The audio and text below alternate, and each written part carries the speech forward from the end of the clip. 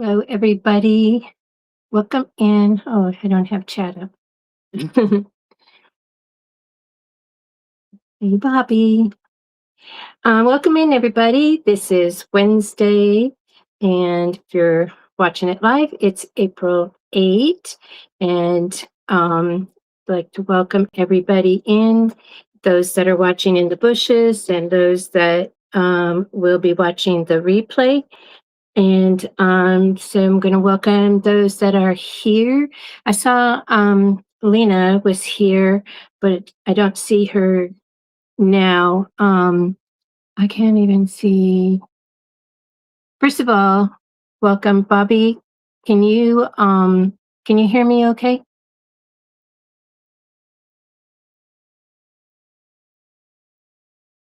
I know Lena is um, doing her thing, and she'll be working while she's listening. There she is. I knew you were here. It's just not showing up. When I go live, it only shows what is current, not what was here before the live. But I'm using Restream until this week. This week I'm using that.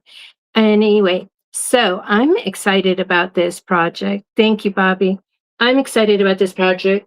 I did the prototype on Monday in our night out crafting.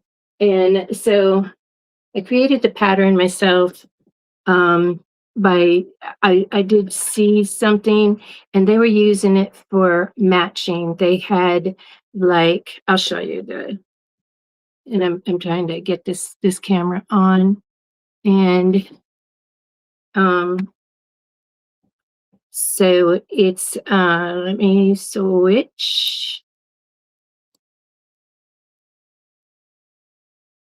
Okay, so this is what I came up with on Monday night. And so the way that what I saw was they had like a floral pattern on this side and they had another floral pattern on this side and they had two squares of each pattern. Well, I took it a step forward and it was just, having the toddler find the match to this. So I took it a step further and I'm doing it in all the colors that are in here. I have green, yellow, purple, blue, pink, red, and orange. And so it will not only be, hi Roslyn, welcome in. It'll not only be that they can match the thing, like there'll be a pile. So there's 7. So there'll be a pile of 7, and then they'll get a stack of matching ones. And so then they need to find out of this pile the matching one to this. Now they can also use this to teach them colors, and then also they can count, and then they could also as they get older do it as a memory game. I always loved that with the kids. With my kids is they had cards and they were all face down, like face down, and then they would turn one over.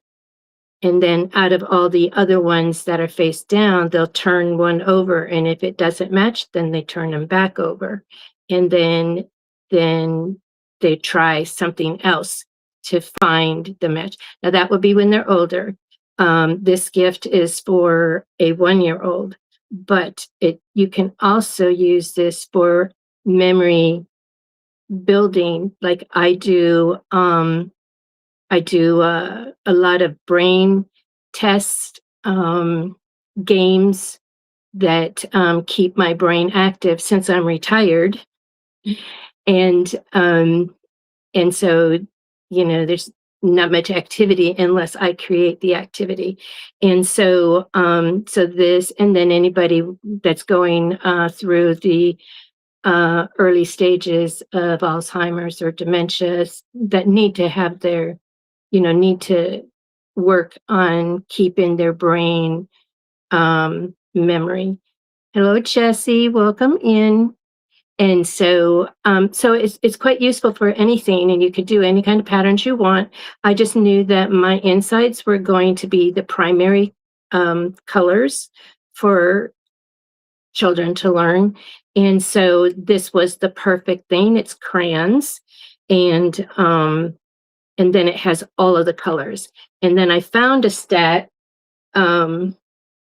stack that had all these colors in, and I like it when they have a little bit of a pattern to it, and this has like a little speckle thing, and it came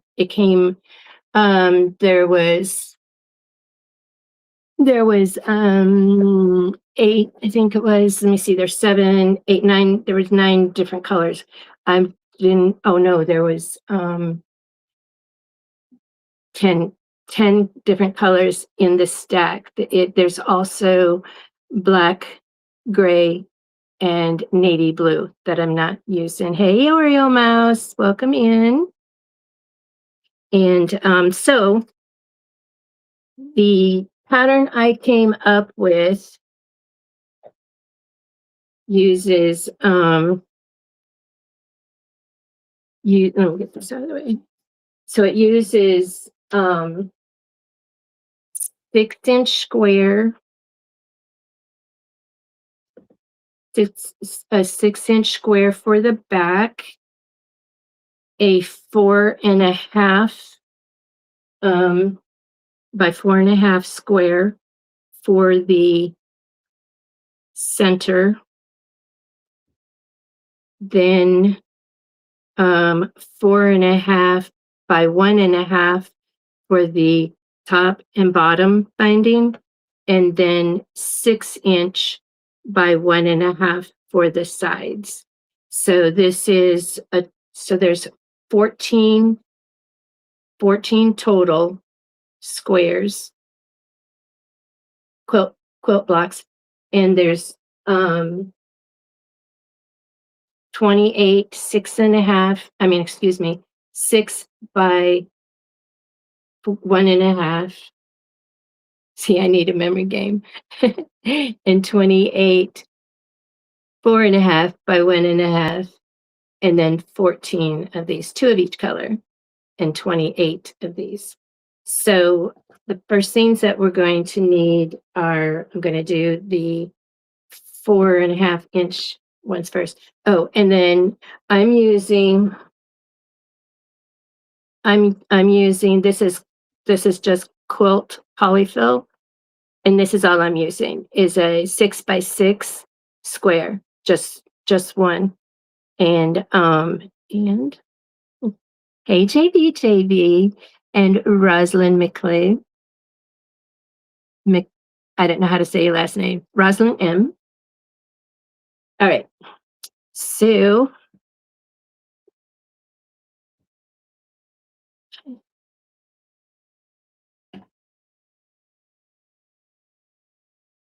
I need to keep my mouse out of the way, otherwise I bump it and then all kinds of things happen. So my machine I'm using is a craft machine. It's what I got because I have a Viking I got it in 1971 for my I didn't graduate in 71. The truth is I was going to quit school and get married, and my dad bought me the sewing machine to keep if I promised to stay in school and graduate, and I did, and it was the best choice ever because I got a lot more use out of that sewing machine than that marriage would have. So, oh, I was such a hippie. Anyway, so I was such a hippie, and there we go. So anyway, so in 2020, when everybody was like sewing masks, and I worked in a hospital, and it's like I needed a machine. And of course, they were out. So this is a Janome, and they don't make this particular one anymore. They now make. Oh, disregard the tape I have all over the place. That's just what It's not that my machine needs to be taped together. That's just where I put it. So anyway, so it's just a craft machine. It does some zigzag stitch and it does a couple fancy stitches, but that's it. And it does what I need it to do until I can grow. And I have to turn on. We're hot again today. Plus all these lights, being under all these lights. Okay. Heidi Smith, welcome in. And if anybody else came in that I didn't say hello to, I'm sorry. I didn't see you. Um, I'm starting with the 4-inch, 4.5-inch, because that's going to go straight across. And then once you put these in here, then you need this much length. So that's why that's 6-inch. So these will be stitched all the way. And then I like my little trick that I do when I get to the long edges. So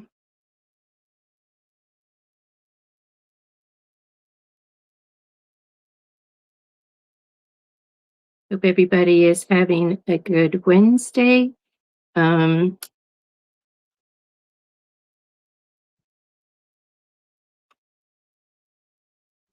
I know, weather around the States, I don't know about the world, but our,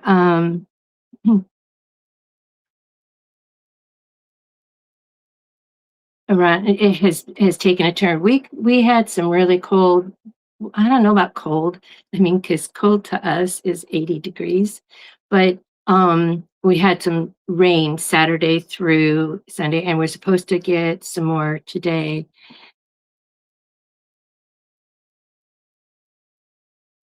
Hi, Colleen, Fort Worth, Texas. I've got family up that way and friends from when I lived in California. I'm feeling good today, Dee. Thank you.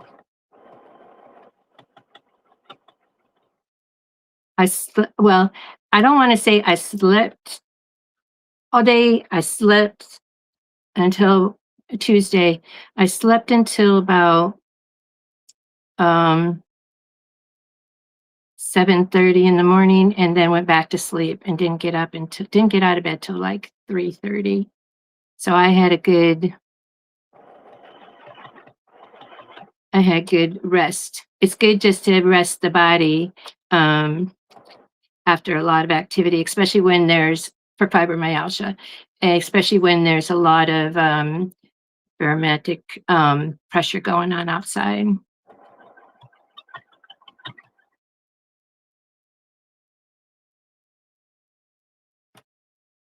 Okay, so okay there. So I have my nice little tray that I keep my snips in. Well, normally I don't keep the snips in there. I keep it in with the other tools, but for my embroidery, well, this is my sewing one right now. But no way you can keep track of your snips, but then you have to keep track of where your um, little tray is. Hi, Tracy. Welcome in. Happy to see you here. Um, I should be doing, hey, Marilyn. Marilyn Lena was looking for you Monday night.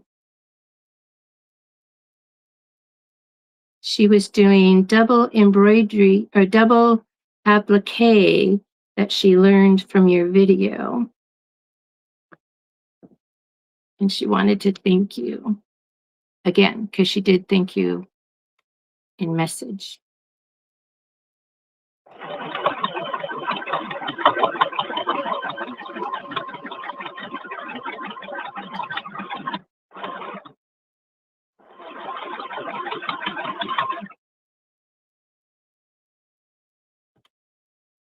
So I'm gonna get all these to this stage because then I need to press them open. And rather than getting up and getting up and getting up and getting up, I'm just going to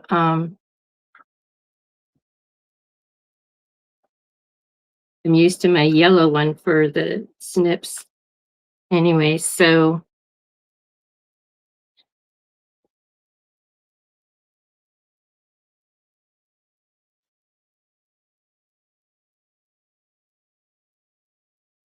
I jumped on there for a short time, but I had okay.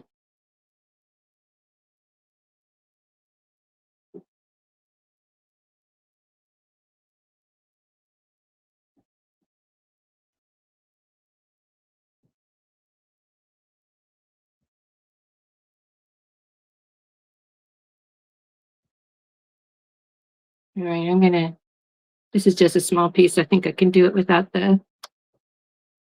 and then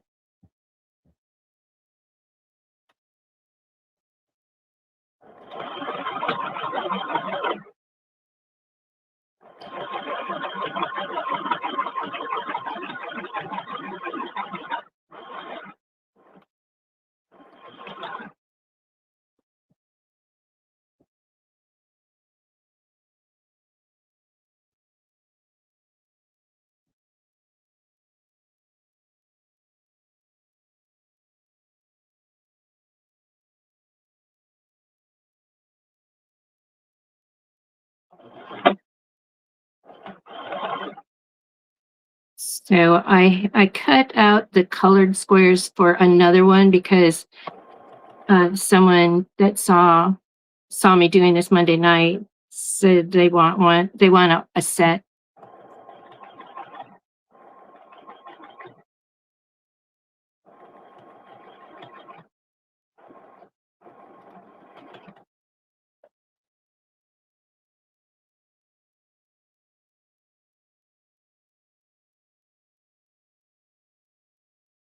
So I found a Walmart that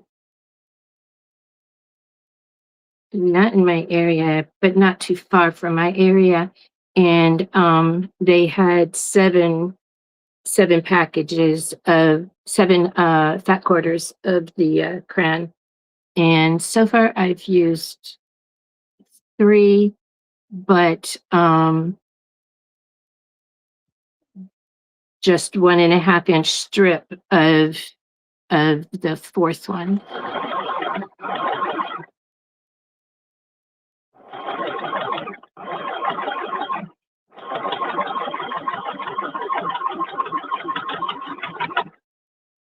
I'll be making a little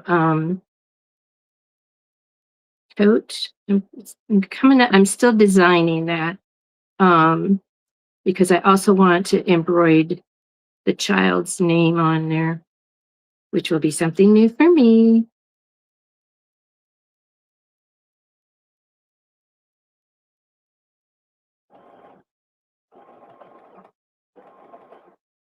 But it'll be small enough to for my 4x4.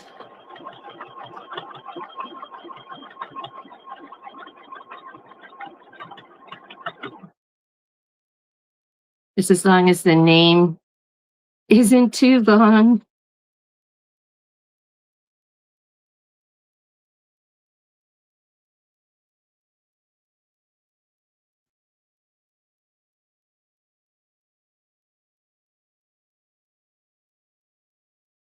You had a question in the chat from Miss Gail. Okay, can you please say it again? Because I cannot scroll up.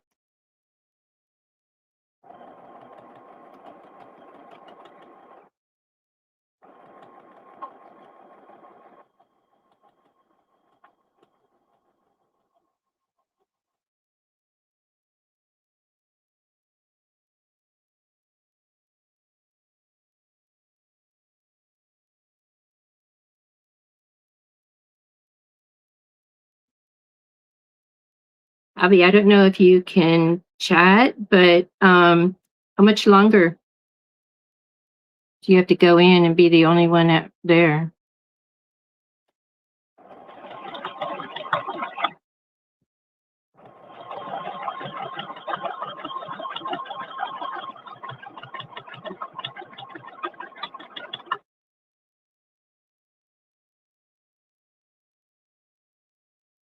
Or your mouse, if you can please ask your question again, if it's for me.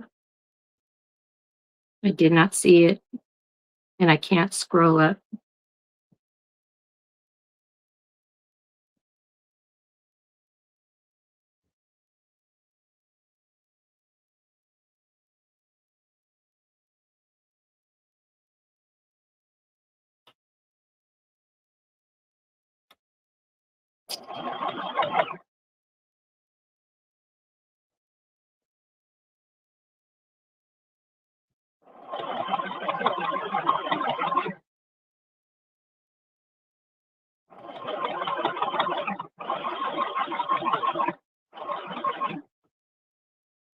And for those of you that come in on your lunch or sneak in a break, thank you.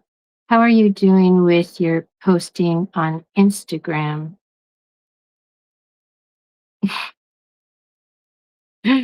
Well, if you follow me on Instagram, you will know.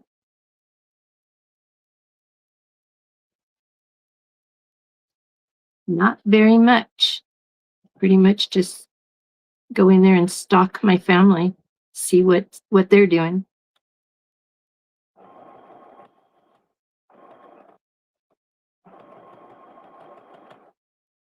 But I will be doing better. Hey, Picture Me Crafting.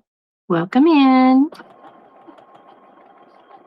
I'm glad you made it. And you and Shay Shay will go live tomorrow on Shay Shay's channel.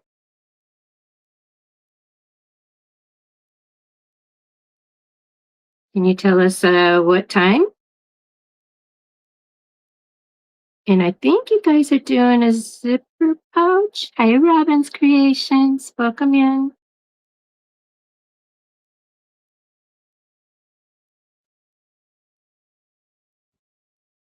Picture Me Crafting, can you put the time that you and Shay Shay are going live tomorrow?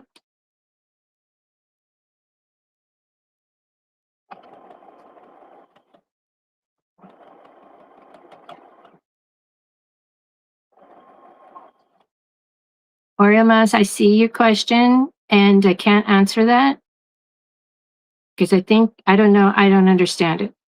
How are you doing with your posts? I don't know. I don't check.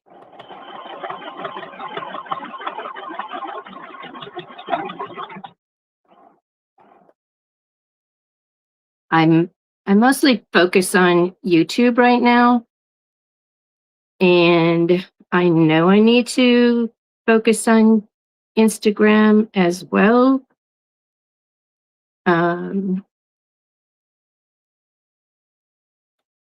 But they're a different animal over there.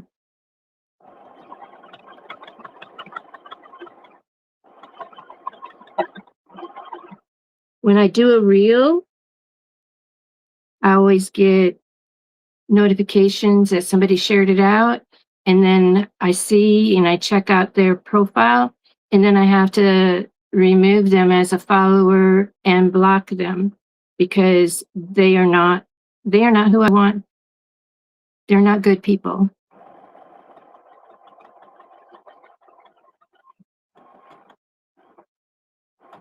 And there really isn't any reason that that video would be of interest other than they have ill intentions.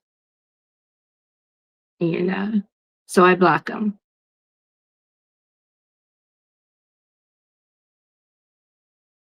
But I haven't posted in a long time. Probably December. And I don't do TikTok.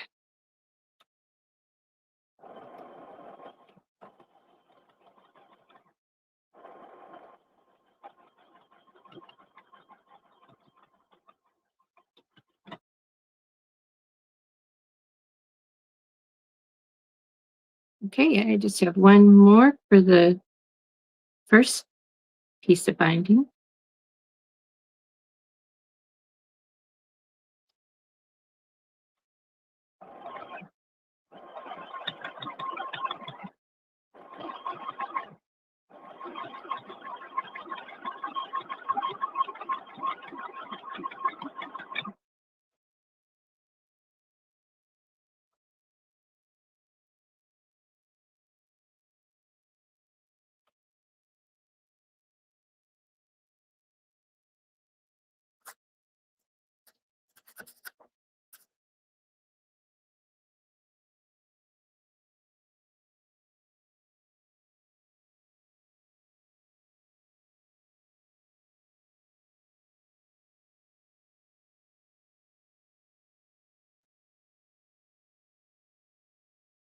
So on Monday night, I showed some fabric of, um, I'm going to make a purse out of that. And I planned on making a prototype yesterday of it, but I stayed in bed all day. Thank you, Oreo. And so and then when I got an order for these, I'm like, oh, okay, let me go ahead and do that. Um and and so get this one done, even though this is um for a birthday in the end of May. I want to get it done because um, my May is going to be really busy.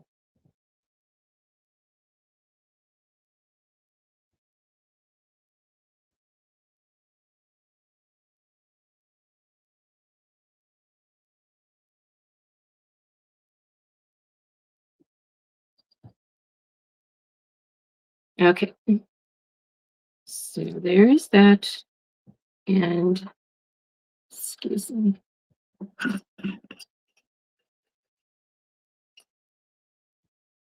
Need to pour me a drink because the coffee is dry in my mouth.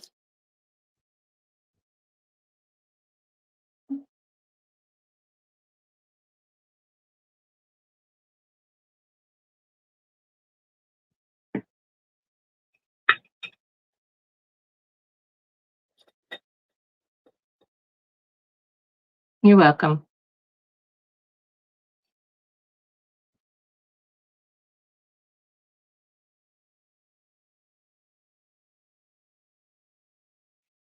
So I have my website, my shipping, my link to my shipping. I added pirate ship, and then that link that tells you how much shipping cost is broken. And so I have to send like an invoice after, like, because like I get an email from Square about the order, and then I have to do a invoice for the shipping. Hi Irma, welcome in. Hope it's beautiful over there in California. Somebody, another person in my chat, was talking about the fires clearing up, and so now it's beautiful. Or was that you? Somebody was talking about it.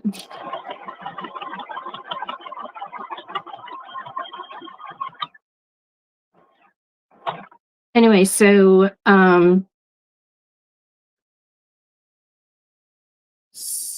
I have somebody that's going to help me look into correcting that link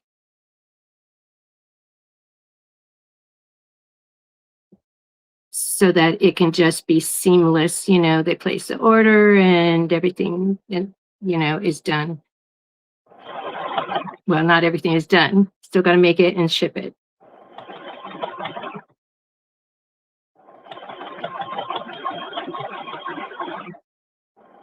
That's why I haven't been promoting the website as much as I should. And it's because that link is broke.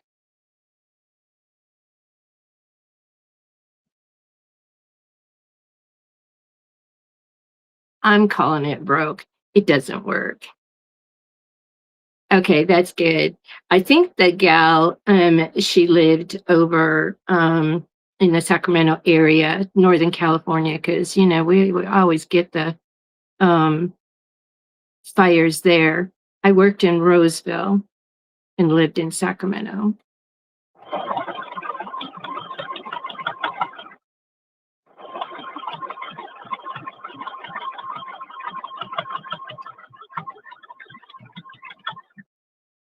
and they tell you to leave to have the your go bag at your door. Well, I worked at the hospital, and my shift was like um well, from 10:30 in the morning till 8 o'clock at night. So, I mean, if I needed my go bag, I needed it with me, not at home. So, because I have a had a locker, so I brought all my pictures and I kept them in my locker.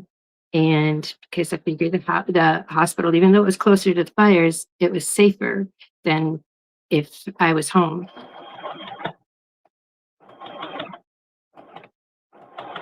I mean, if it was at home.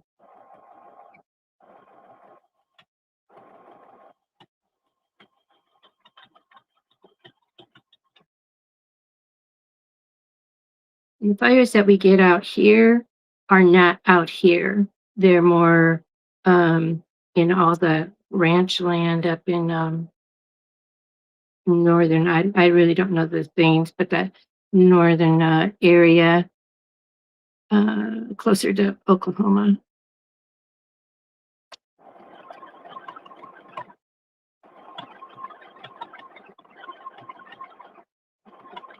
Hi, Terry Hunt.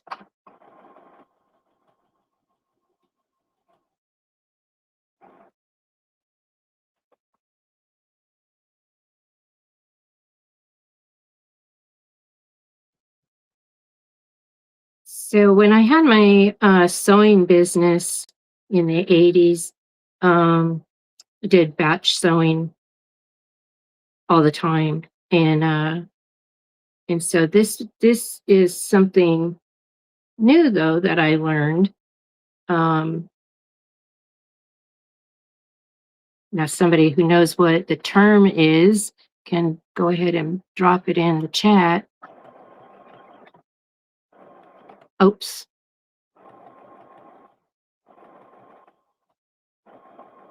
it is batch sewing. Hey, Keisha, I know you're just popping in while you're at work. I appreciate you.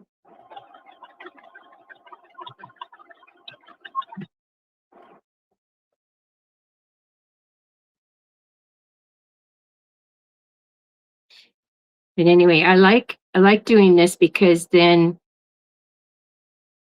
you don't have to keep um, cutting your thread, and it prevents the bird nesting.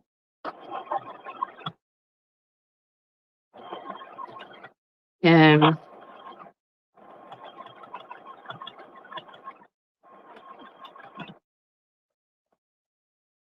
I don't know if that's the correct term for that or not, but anyway, it prevents the thread from knotting up behind the fabric.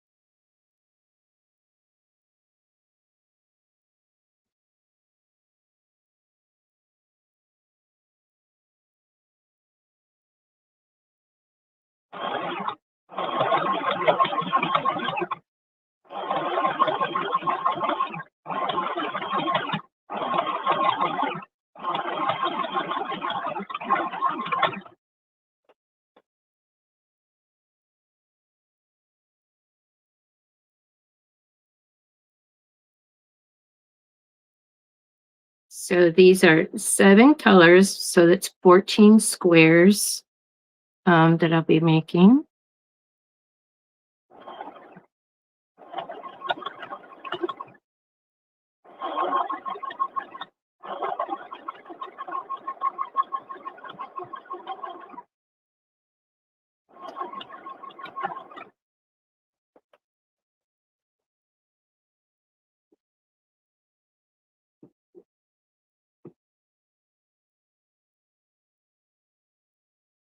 Let me turn the iron on.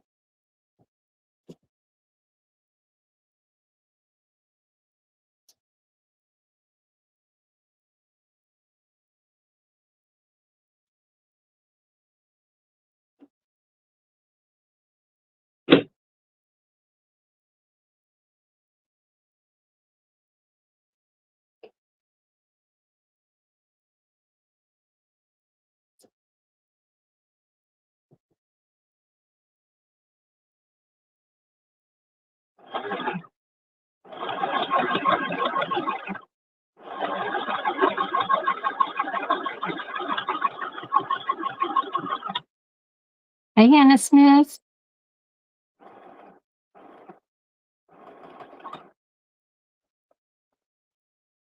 Look it in. Happy Wednesday.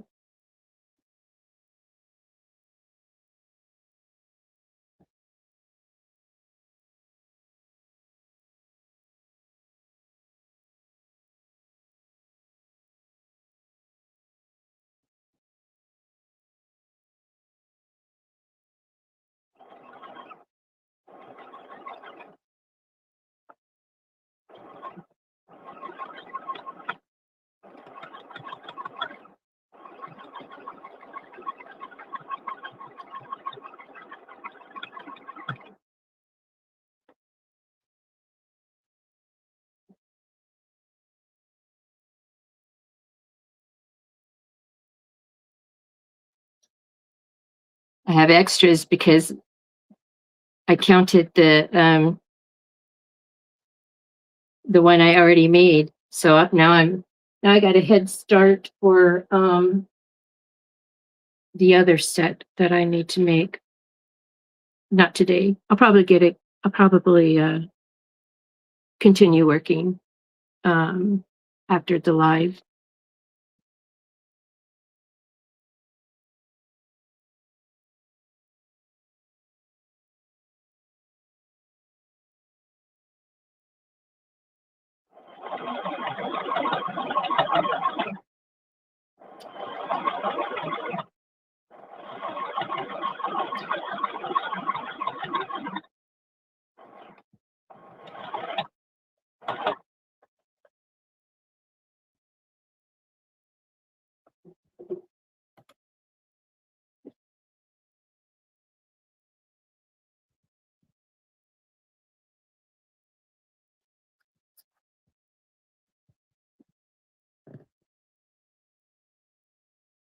Yes, I hope everybody. Um, yeah, Bobby, how much longer? Um,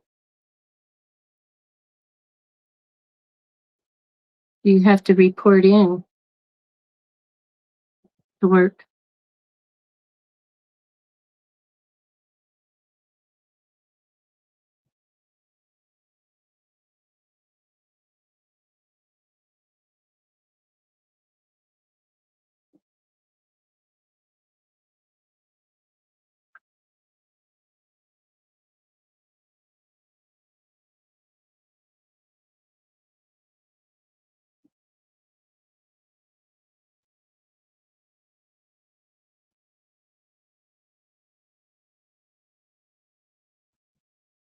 till the end of June. Okay.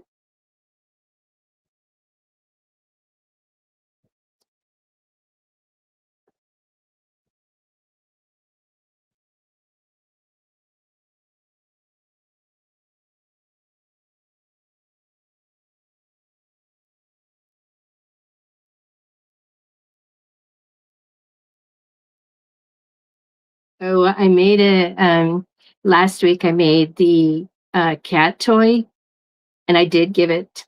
I did give it. We did our big meal on Friday because we had the storm coming in, and family members had come in, so I had to go get some of that baby loving, and so that was good.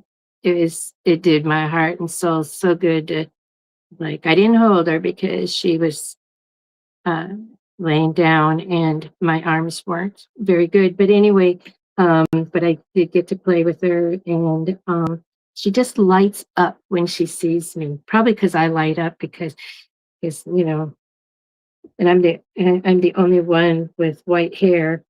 Everybody else has brown hair, dark hair, or silver. My son's hair is so silver now. It's so beautiful. Okay, so I'm going to press these. And I know y'all were nosy the other night and saw that box, my project box that I got from Sam's Club, and it said Snickers on it.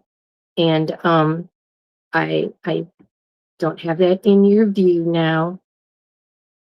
I told Patrice, I says, I don't even think about what it says on the box. I just make sure that, if it had like those scent beads in it or something, I make sure it doesn't still smell like scent beads, because that affects my sinuses.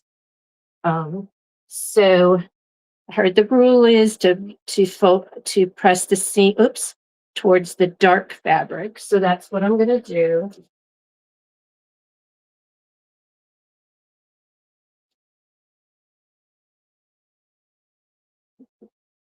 See, this is what I was talking about, the knotting behind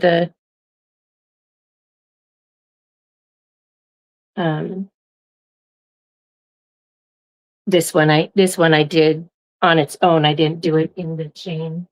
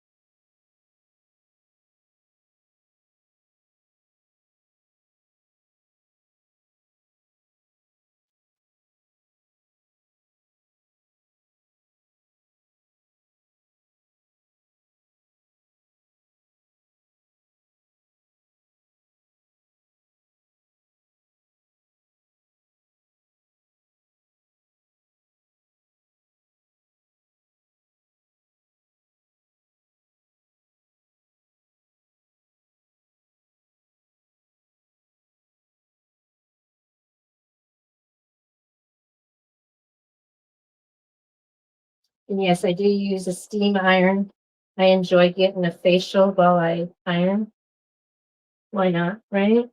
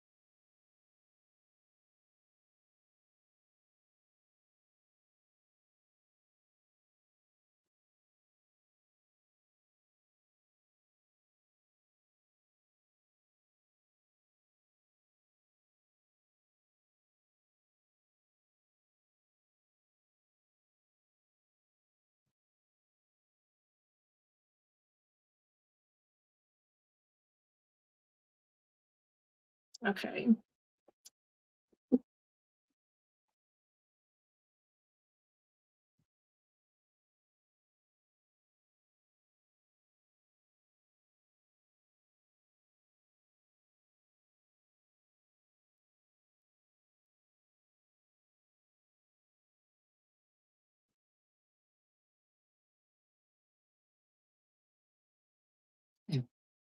It's like, I know I had something over there. What was it? Okay, so now we're going to do the 6 inch by 1.5 squares to both the other sides. And so the first one I'm going to do is going to be all the way across, and then the second one I'll do is um, I'm going to do make my opening for um, to turn it.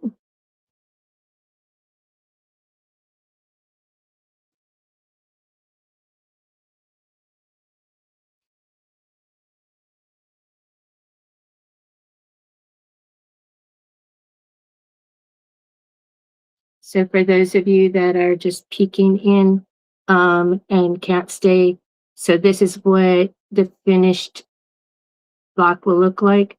So they're all going to be like this on the back. And then of all of the colors, there's going to be 2 of each. And on the long edge, I leave the opening. Let me just go here in here. So that way there's no odd little bump here trying to seal this closed. I love that. I do all of my my oversized mug rugs like that. Okay, so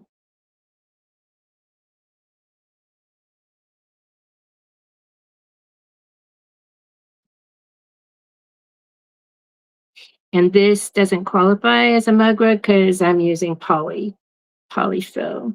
If they wanted to use these as coasters, I would have to put the cotton batting inside.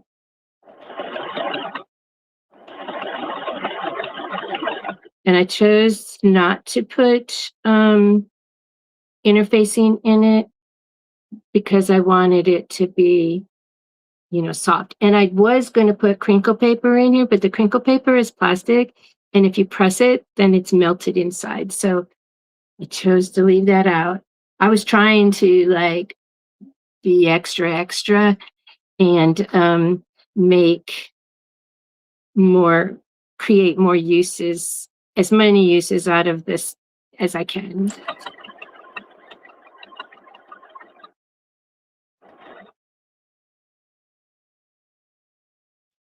Thank you, Orion.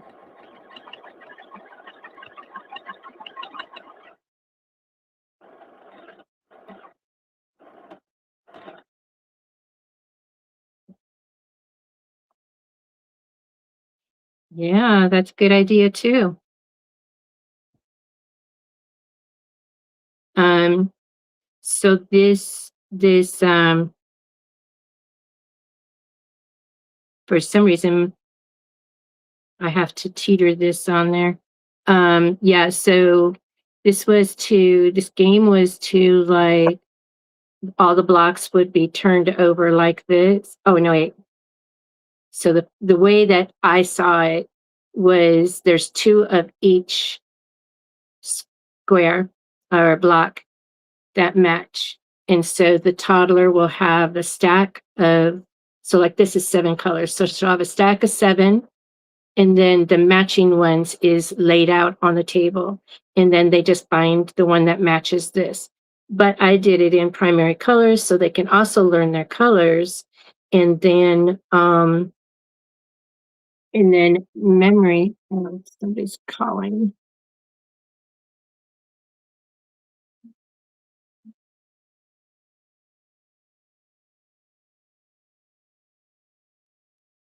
Um, so, oh, I put it in the description.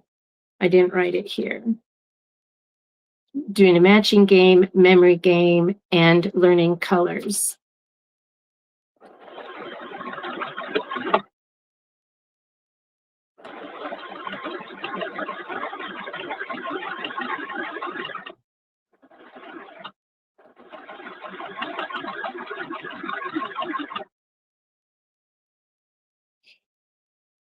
And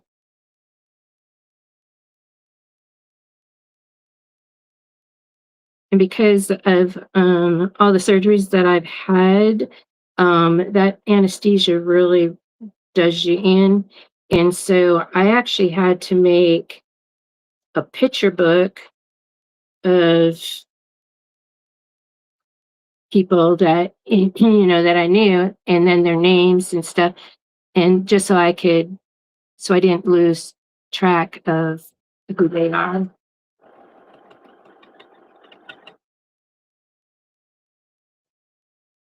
I'm better now because I do memory games every day to keep the brain, and then they test me every 6 months, and and they're always impressed because I'm still improving. And I go, "That's because I do those memory games every day, the brain exercises."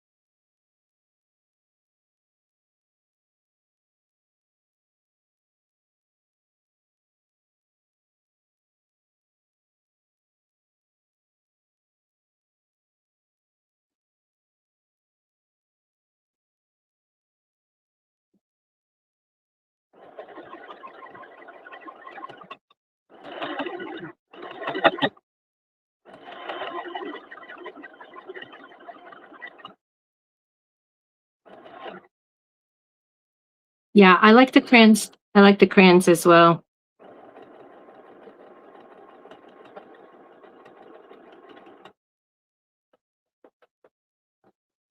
I wanted it to be like universal. Um, I could have did flowers, butterflies or something. Yeah, butterflies would have been good too if it came like how this is black with primary colors because um I want them also to be used to teach the name of colors and what the colors look like, and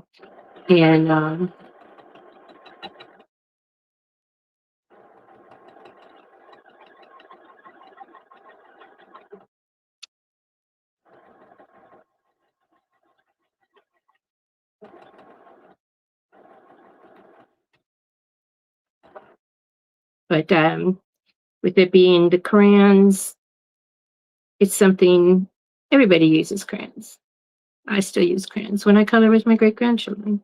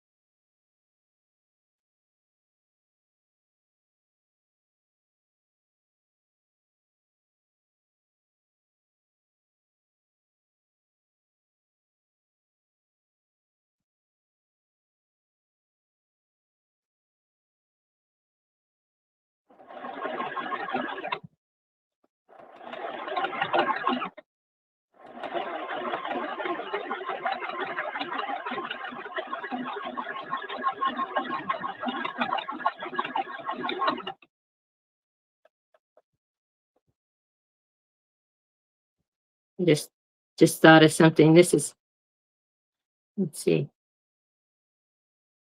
is 16, 56, 56 strips.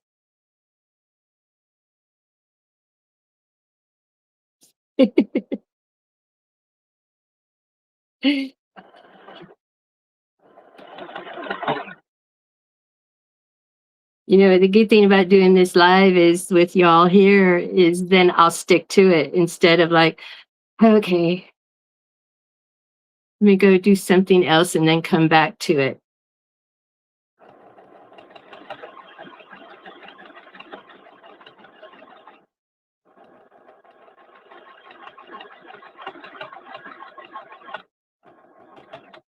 So I was thinking about, a little purse kind of a thing, and then so to put them in, and then have like have a tab kind of a thing come over the top and make like 2 buttonholes, but cut them to leave the tongue in it. And, then also it mutated into, like, doing magnets because you wanna make it to where there's nothing, no buttons or anything for the baby, child, whoever, to pull off and accidentally swallow. And so I'm leaning towards more of a tote bag and with an open top, and I don't have to worry about any closure or any thing, and then dress it up with embroidering the child's name. And this baby, well, she's taller. Well, she's almost 1. She'll be 1 next month. And she really loves bows, and so I'll put a big bow on it. And I'll embroider her name. That's my plan.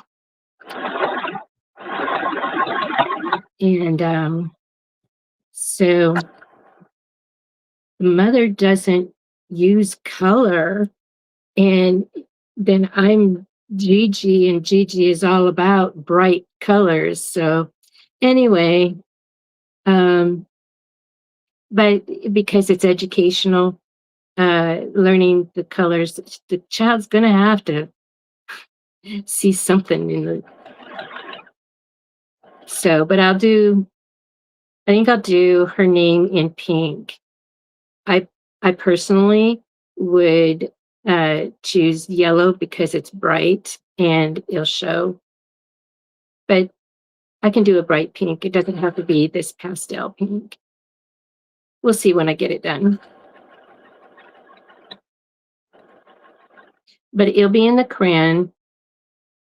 Um,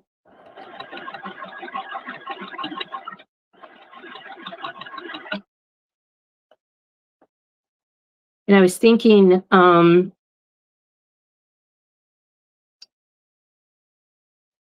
because I was just going to do French seams. I wasn't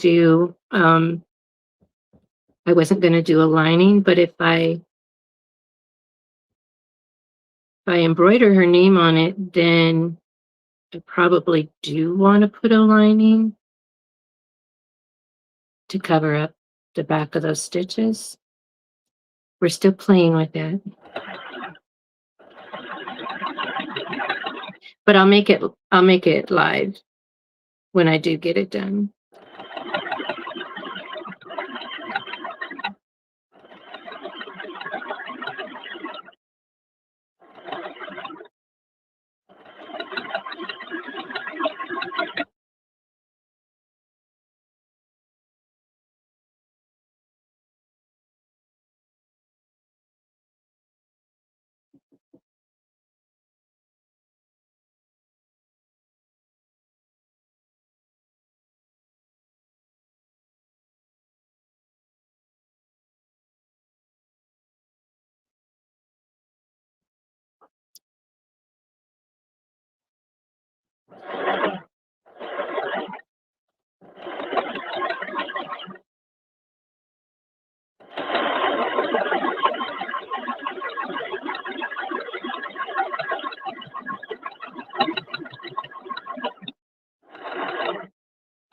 Hey, Bonded Creations, welcome in. Bonded, you're doing an interview, right? Are your number 2 on the list?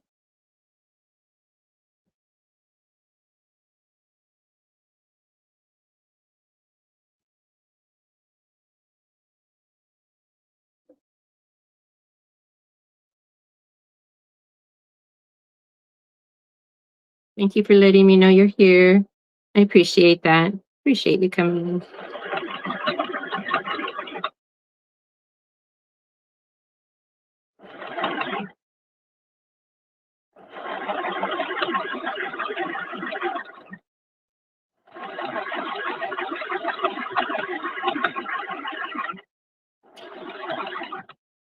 I think I'll be number 3.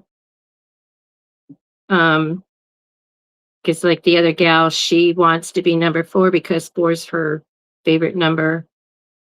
And 3 is good for me.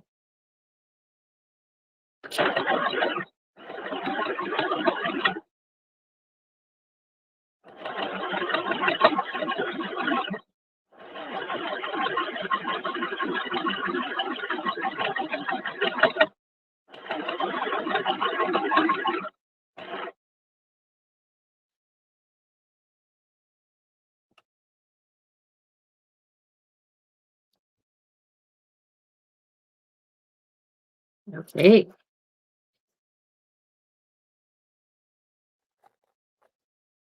These remind me of the flags that they used to hang at, at gas stations.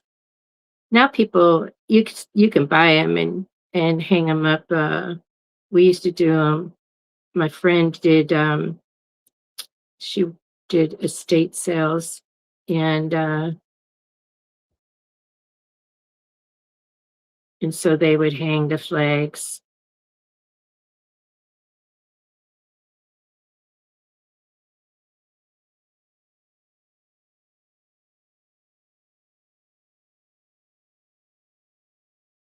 in Colorado. My husband had got some for our yard sales when he got out of the Air Force and we were moving to California. A lot of things had to go because the military will pay for your move, but they and I don't know how they are now. This was in the 80s. They pay for your move, and it was the same mile. It had to be the same miles. They paid for the same mileage that um, they they originally paid. So he moved from Texas to Colorado. So they only and we were moving from Colorado to California, and so they paid the mileage for from they paid that those mileage, and so so we had to pay the rest of it. And of course, we'd never been to California, so we didn't know where we were moving. So they just moved our stuff central, and and so it took a month once we got our house. It took a month for our stuff to find us. So and they gave us somebody else's crate, which means somebody else got our crate. We don't know what it was. But my husband said, well, there's a fishing pole in this one, so we're keeping it. Okay, so now this strip here, I'm going to leave an opening here. So I'm stitching from here to here and then from here to here. I always don't leave a big enough hole, but I also manage to have it work out. So I'm going to go here.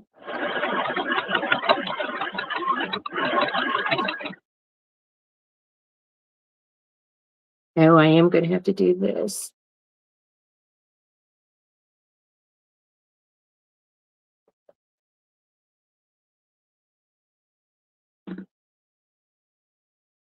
I broke the rule. Didn't have my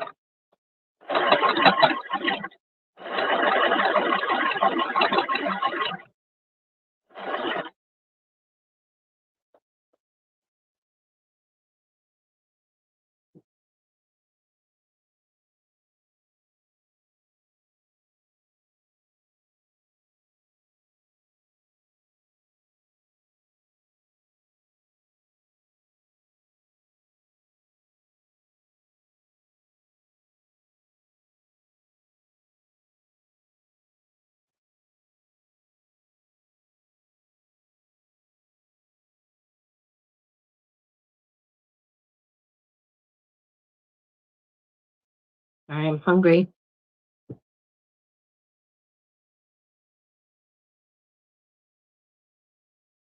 I don't usually get cravings, but for some reason, egg salad sandwich just crossed my mind. I don't have eggs, so can't can't make them after the live.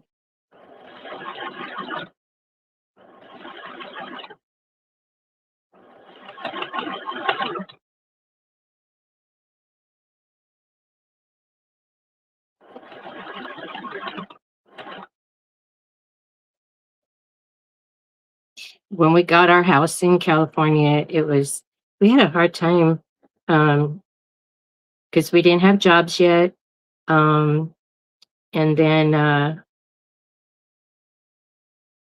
we had um because we didn't know where we were going to move, and nobody would rent to us because we didn't have an address. So our friend who my husband served with in at Lowry um, let us use his address because that's where we were camping out. And then we didn't have a bank account and all this kind of stuff that they. And this was in the 80s. Anyhow,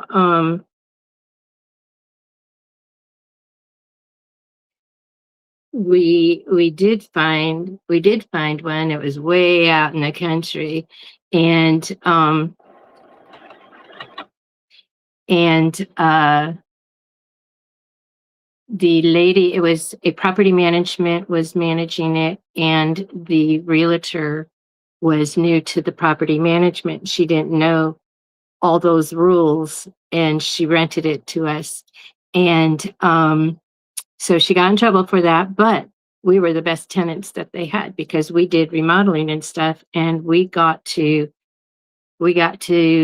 all we had to do was send them the receipts, and they um, paid for the material. They reimbursed us for the materials, and they knocked off money for the rent.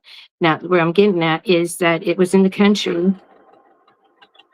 Minimum acreage is 5, so we had 5 acres. We're city folk, and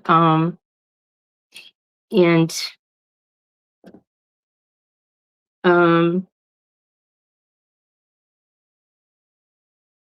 and there was a white fence, that like this that went around. And so that's the part that the kids played in. And then the outside of that fence was then the um, pasture fence, and to keep animals in. And one morning we woke up and there was cows in our pasture, and it's like, I know this property didn't come with cows. Lord, I believe that the cow could jump over the moon because I saw these big old milk cows jump the fence as we sent George out, which George was our Cocker Spaniel or Cocker, no, not a Black Lab Springer Spaniel mix. Best dog we had. Anyway, so we send him out there, and he loved to like chase them, and they would run, and they would then jump over the fence. And the property next to us was a dairy farm. Okay, and then the neighbors across from us, they had chickens. And um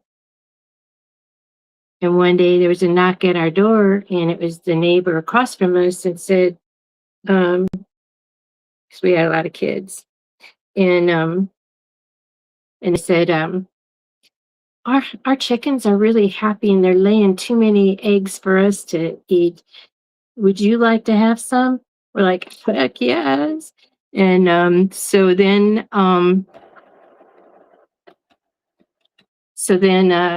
and she goes, and if you just return the cartons, we can refill them. That's when I learned that fresh eggs don't make good hard boiled eggs, because The eggs that you get in the grocery store are actually like 6 months old, and they peel really easily. And they're still good. It's just that that's why they peel. Something about the bloom. I'm learning, still learning. And so anyhow, so yeah, we were set. We were set for eggs. And whoops, I took that pin out and I kept sewing. And so the thing about the country out there is it's volunteer fire, and all my neighbors were volunteer fires. Anyway, um I see a fire, I call it in, and then they respond. They have to. Anyway, so then when I became the kindergarten teacher, and then they were learning who I am,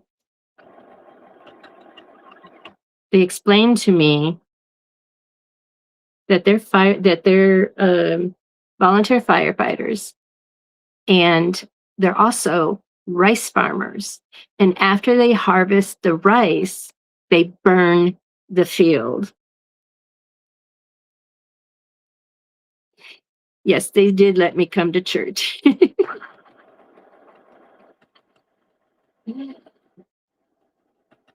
However, one of those fires that I reported and they responded to actually was a real fire that they needed to go to. And what happened was, it was a police chase, and the person's muffler was dragging, causing sparks, which then caused the fire along the side of the road. So I did learn after my neighborhood informed me, educated this city girl um, about the rice fields. Um, I did learn to look and see where it was burning, and so anyway.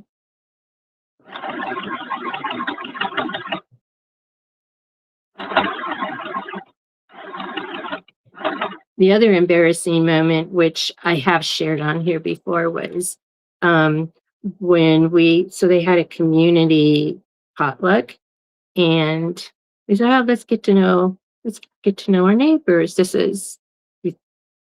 I think I was teaching then, but they didn't know me. I don't know, but anyhow, so I didn't know what to bring, and because I'm meeting these people for the first time, and so I brought a big o big huge thing of mashed potatoes, and I make my mashed potatoes fancy. I put the sour cream in, lots of butter, and then I topped it off with I cut decorations out of cheese and put it on there. I was the only one that brought mashed potatoes. Everybody brought like rice dishes and stuff like that. This is before I didn't know I was in a rice farming community. The two largest California rice farmers. Oh my goodness. Anyway, so Mr. Spangler came over and he gave me a big hug, and he says, "Who made the mashed potatoes?" And I was like, my husband's looking at me. I guess my face said it because I was red. He came over and he gave me a big old hug, and I'm like, "Oh my gosh." It was a bear hug. It was really tight. And he says rice is what puts the steak on the plate, but right alongside it, we have mashed potatoes. Thank you. I'm like, "Oh."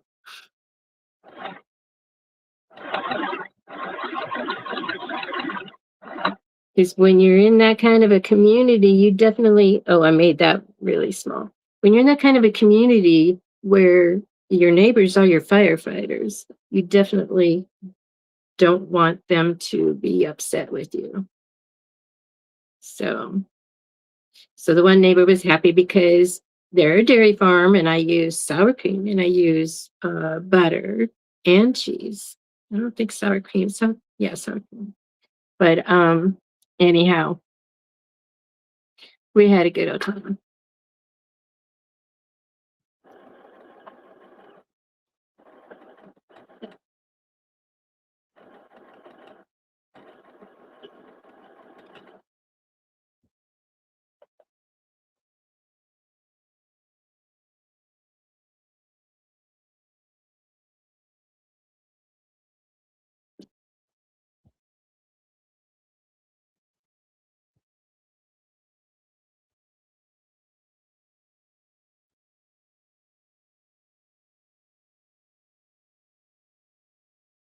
Yeah, we had fun there.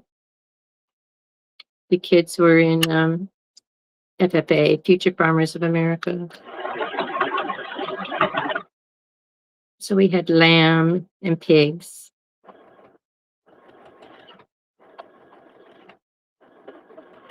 Lamb 1 year and then pigs year 2 and 3.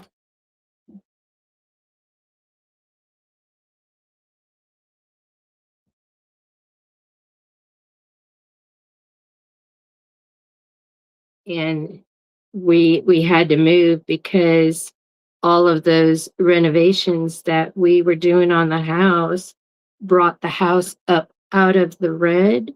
And so and then California also changed the law. Oh, I shouldn't have said that. Changed the rules or whatever. And so and the owner of the property he lived in Texas and he bought it as an investment property and it was no longer good for him because he couldn't take a loss on the property. But he probably got a pretty penny from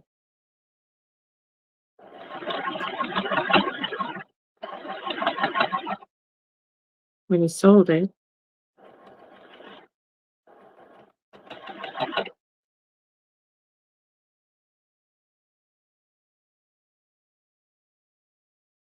And we did farm on the land.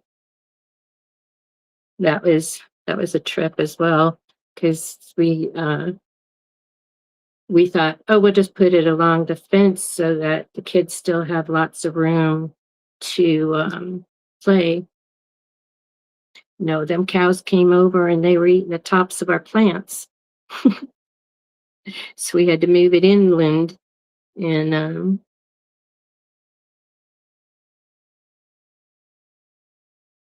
it was fine. They still had plenty of places to play. They couldn't play in the pasture because those cows, when it would rain, it would get soggy, and the cows just sink in it. So there was lots of holes.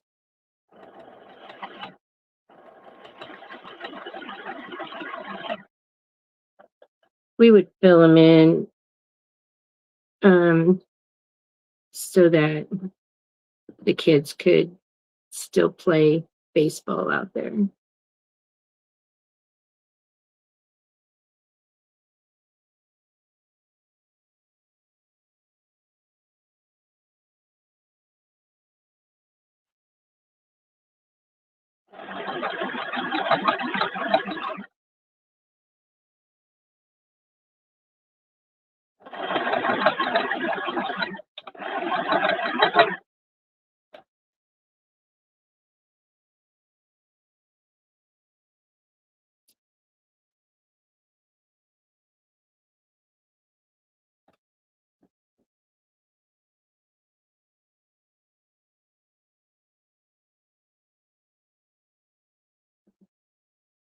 Appreciate y'all being here.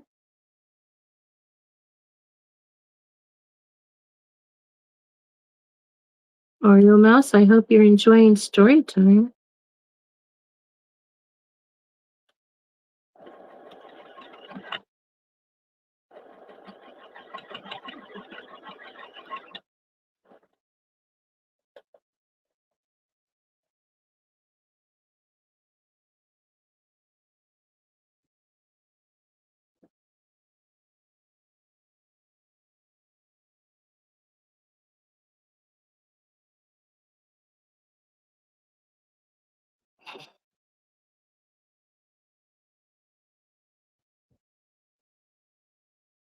My heating pad for my back.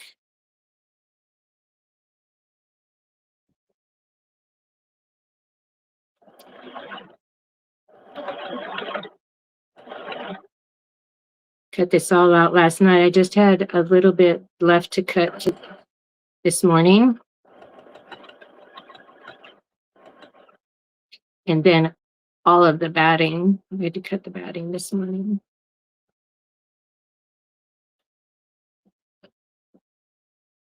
When you're cutting that stuff, you get polyfill on you. And I did not want that on my pajamas. Bad enough I sleep with flock dots. I don't want to sleep with fleece flying around.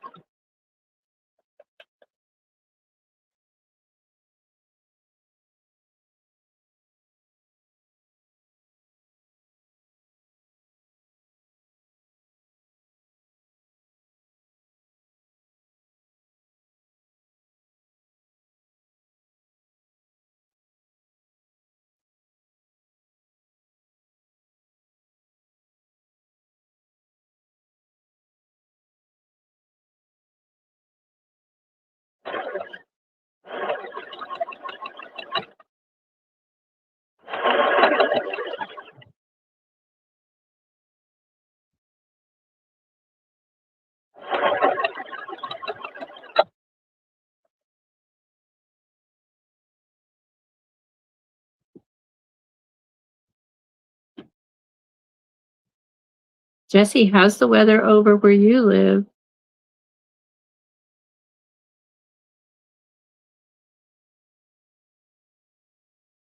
I know some states are still getting snow.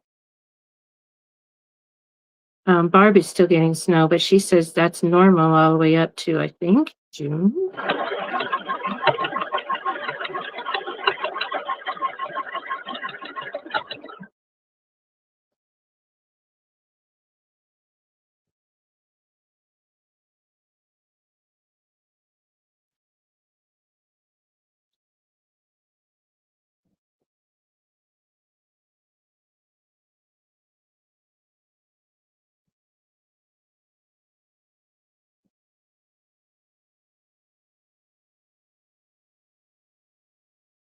It's warming up.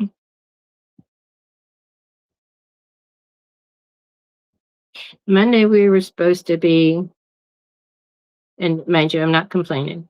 Monday, it says it was supposed to be 71 after the rain, after our rainstorm. It was cold. We were down in the 50s and then the 60s. And then they said, our high will be about 71. It was 91, which is fine. But that's how inaccurate they can be. Yeah.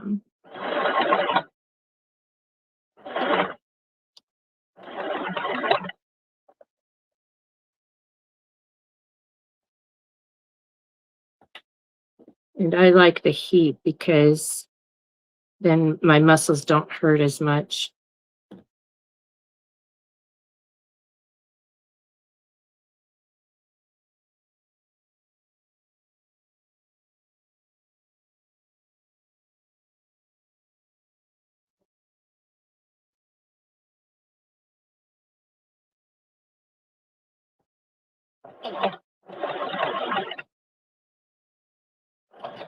Oh, you like story time too, Jennifer?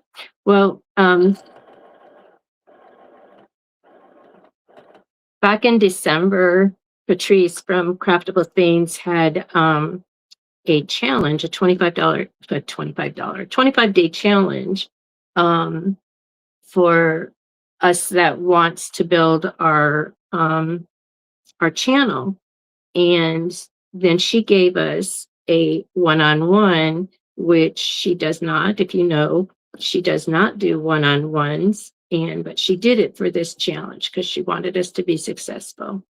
And she told me, um, well, my things that I need to do, because I only do lives, I need to do like some videos, some I forget what they're called, where you do a video, but then, oh, premiere.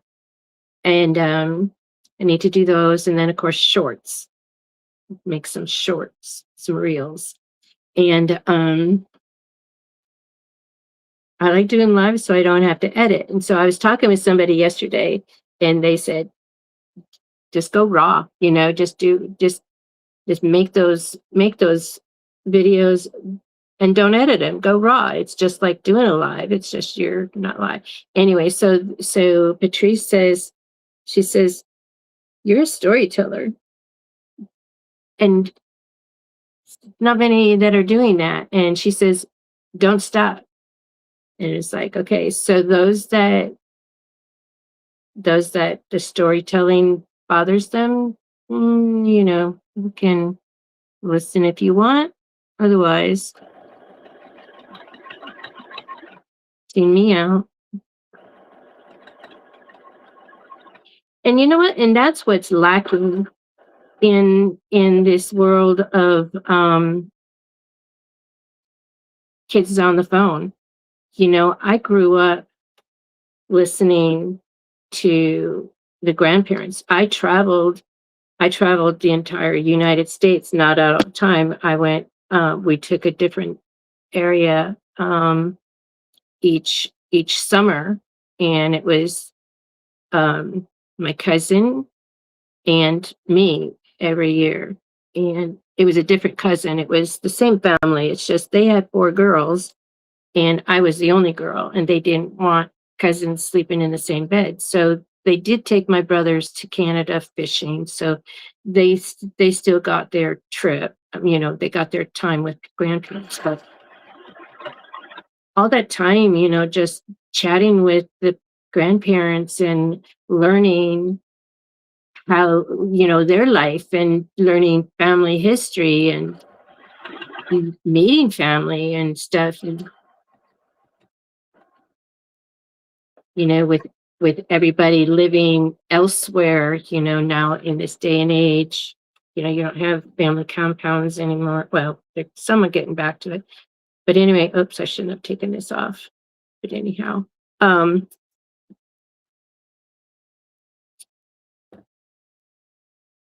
so kids now, I mean,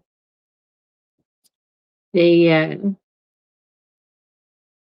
like my great granddaughter, we try and do video chat because they don't live in Texas anymore. And they um, and so now that they're with their parent, their dad, um, they're on the phone. They're on game, and like her and I would be talking, and that's fine for a little bit. And then she goes, Gigi, I'm bored. And I'm like, well, if you and I weren't talking, what would you be doing? She goes, I'd be playing Roblox. I go, all right, let's go. You go ahead. So so that connection, I mean, it's sad. It's really sad.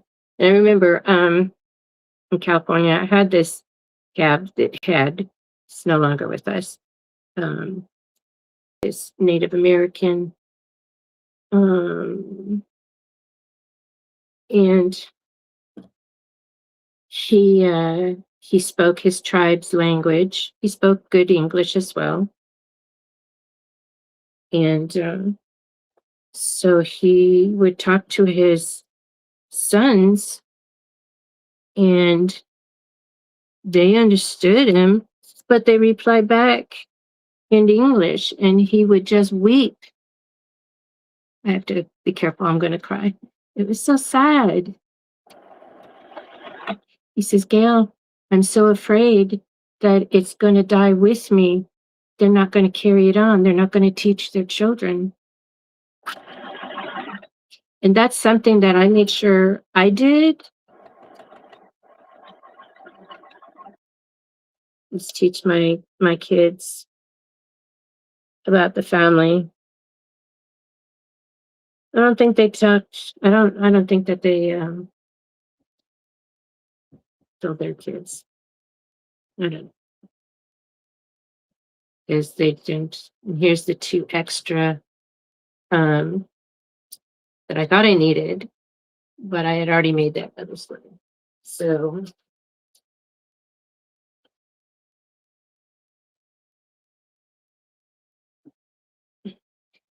but yeah, so it is important, and if you have the time, and I know I know quite a few of you personally, and know that that's what you do carry on, is you do talk to your grandchildren, not just talk at them, you know.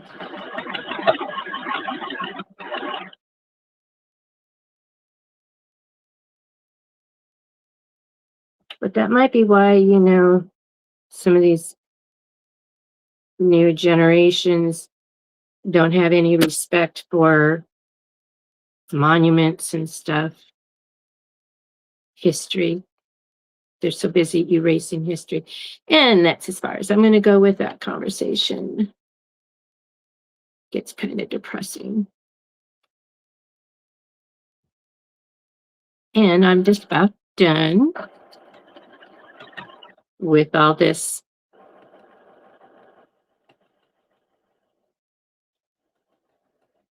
pre-sewing.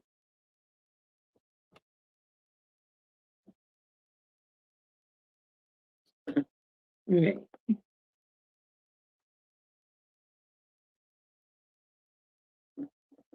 Move the sewing machine out of the way. And the next step is going to be press all these open. This one's done. Oh, I got lots of threads to. And then we'll get our sandwich made. And I'm not talking about the egg salad sandwich, I'm talking about the quilt sandwich. So the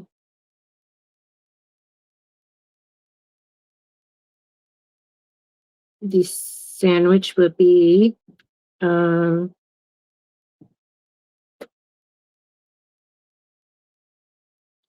first layer is this one.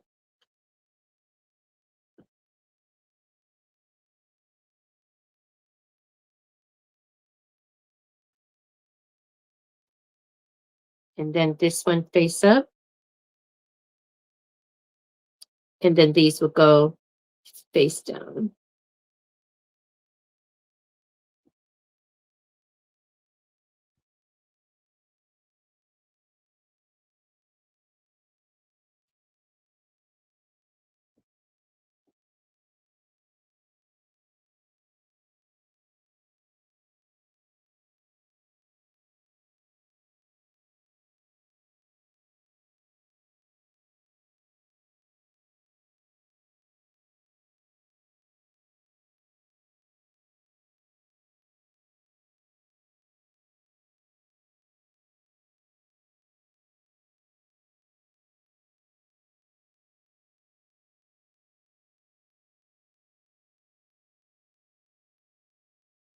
The same thing, the seam will go towards the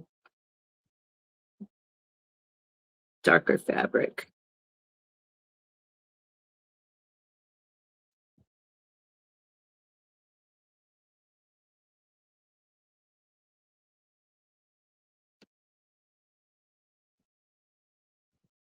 This is going to be exciting to have these done. Thank you, everybody, for being here. Thank you for those that are in the bushes and those that are watching the replay after the video. Appreciate you. Appreciate y'all.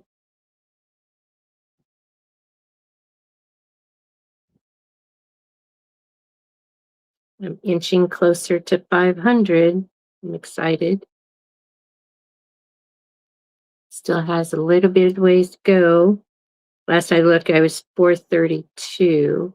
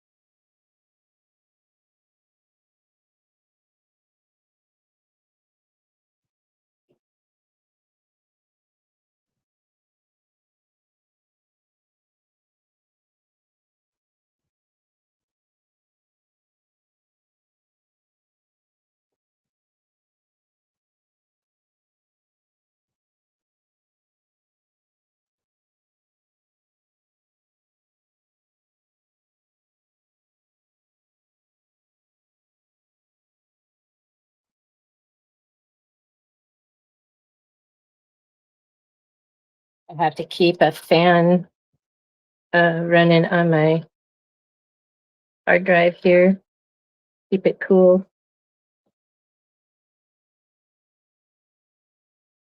I have two of those, and that one just wore out.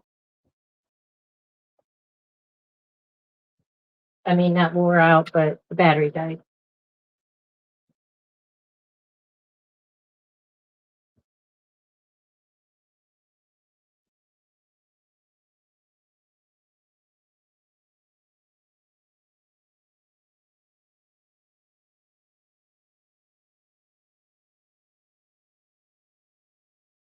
These look so good.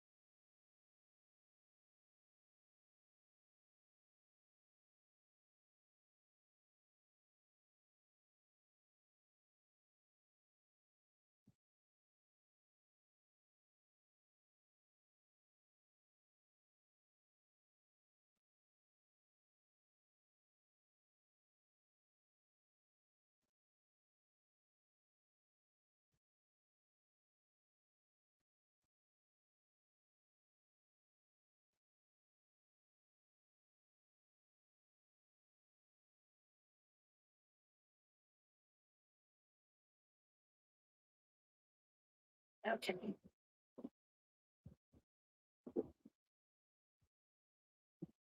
I realized I didn't finish telling. So last week I made the cat toy for my great grandkitty because he's still, I don't know, I think he's 3 years old. But anyway, he's still really playful. And so as I was getting it out for him of my bag, because I also took over my bling shirts. I like to take it.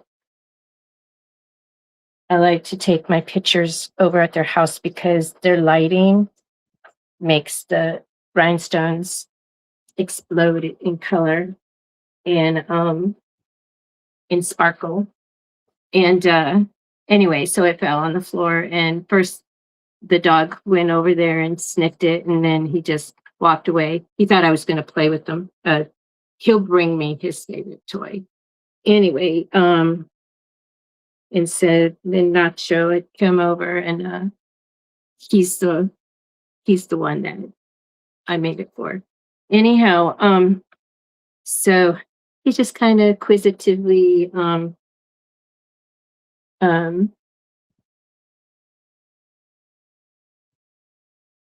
Oh, I knew I already had one out here. So so he was just kind of quizzitively sniffing it, and then he got to the spot where there was the catnip, and and then he's like really was interested. So I took a video of him playing with it. It was hilarious. And I need to well, I tried to send it to my great granddaughter, the video, and Instagram, or not Instagram, but Messenger would not. They said it's too big. So anyway, I want to load it here. I don't think it's 3 minutes. I don't think it's too long um, for a short. But oh my gosh, he was crazy. Um, and getting up on his hinds and playing with it. And then, of course, it got Oscar's attention, which is his dad. And but he didn't while I was there, he didn't get to play with it. My daughter-in-law said they were all taking turns because I was with the baby, and she said they were all taking turns. And I had to go look for it, and it was down the hall um, where her mother is staying. And so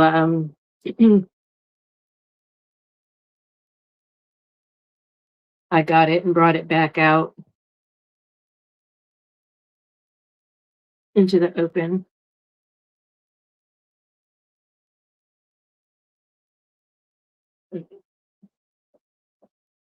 So bottoms to the batting, and then face to face.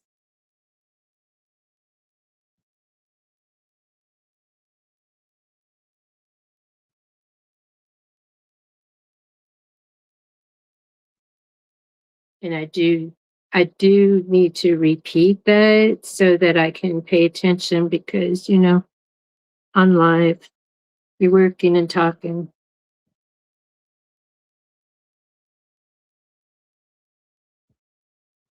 Right.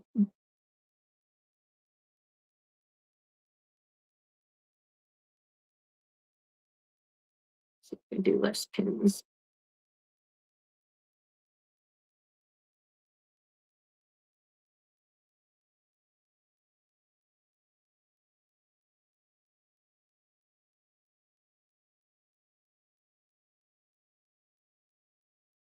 We've been in one. I think, 15.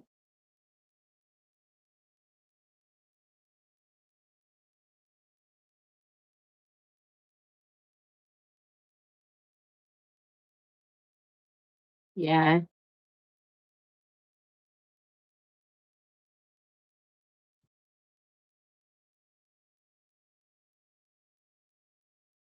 Okay.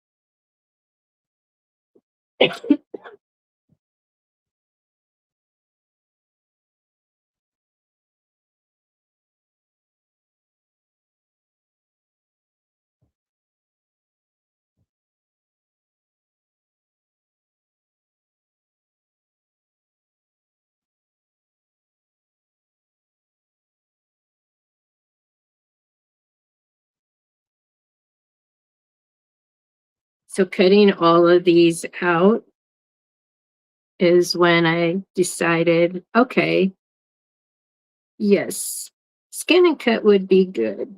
Because I was thinking, I don't need a scan and cut yet, but this would be, for this project, it would have been helpful.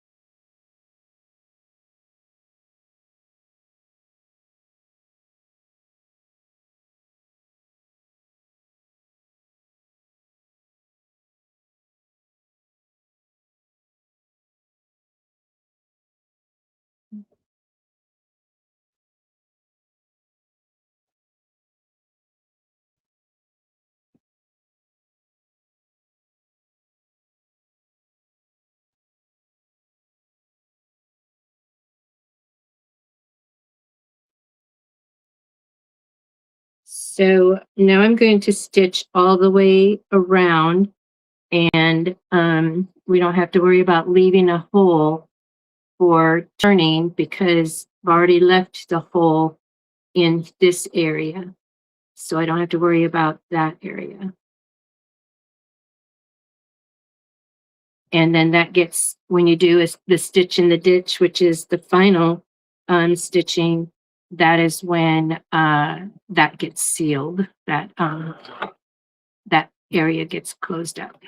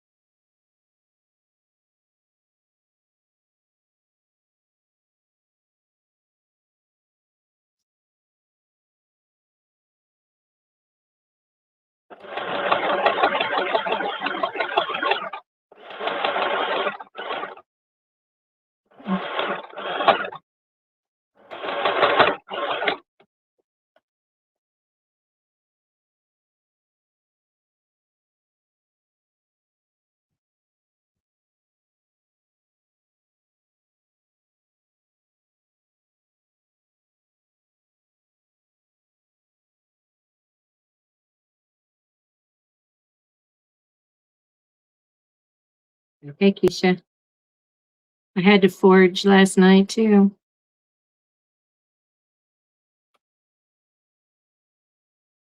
Kept checking, but there was no kitchen elves making me a dinner.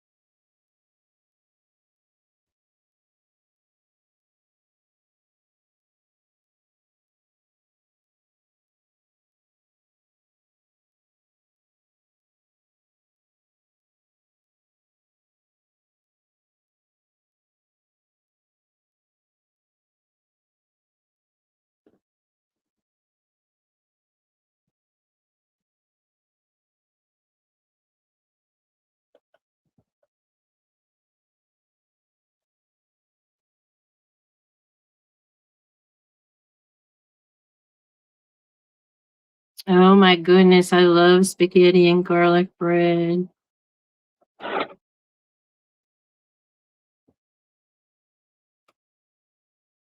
I can make that too. I have garlic bread.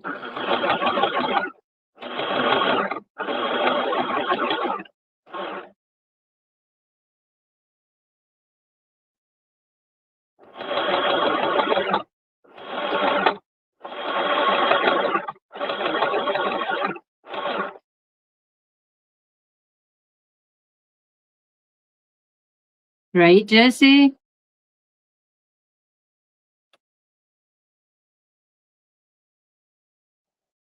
Yeah. Some people have kitchen elves.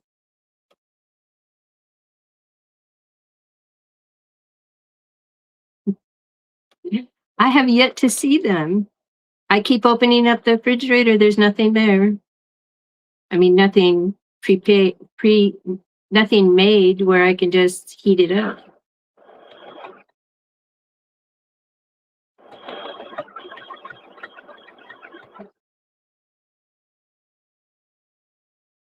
Oh,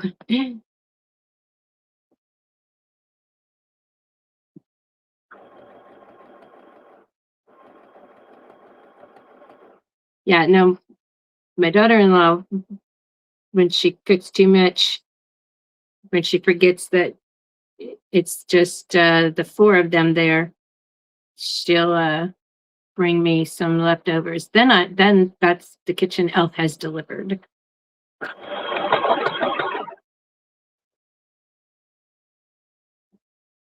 And open up the refrigerator and there's some leftovers there. Mm.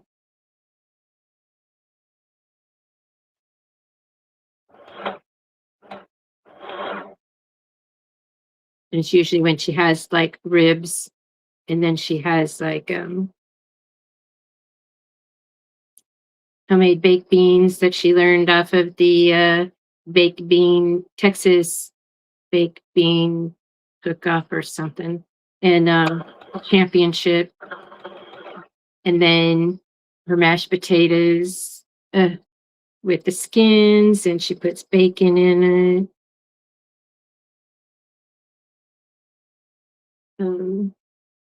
Yeah,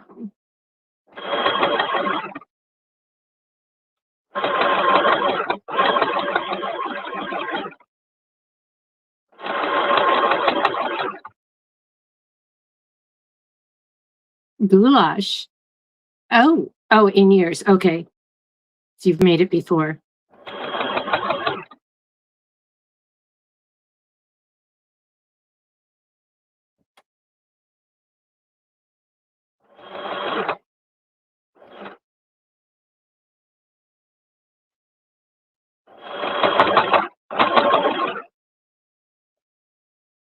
Okay, going back to the Campbell soup.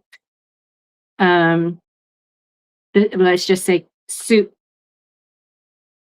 thing where we had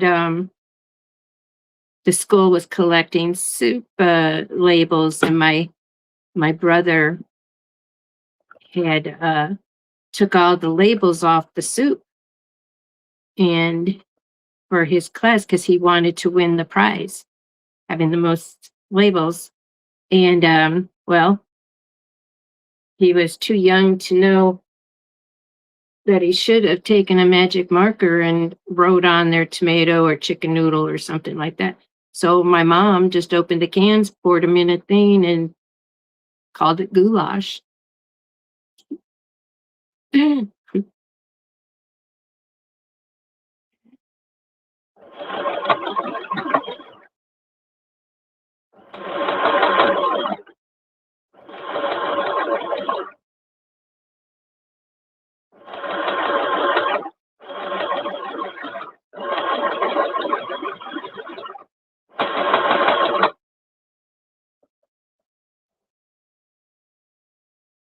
Bonda, did you already have your lunch break?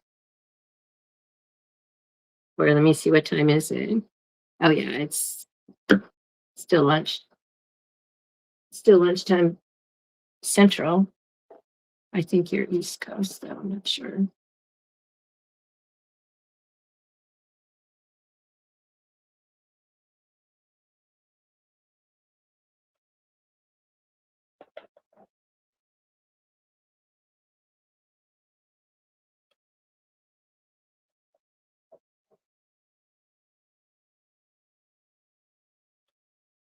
All right. All right, Keisha.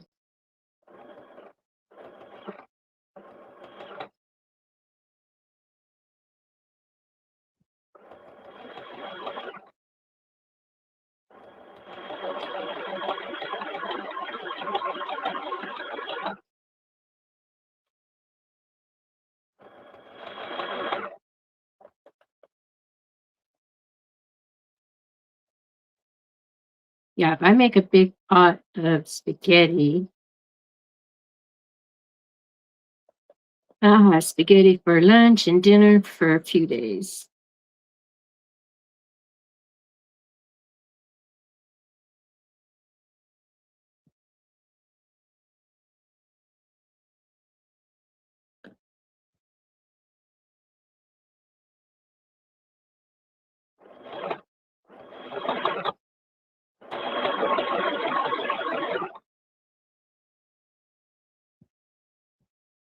Oh, you're on your way home for lunch right now.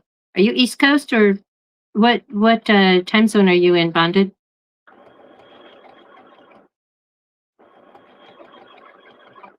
It's 1:53 here, Central. Oh, that's right. Yeah, forgot you're in I think you're in Texas.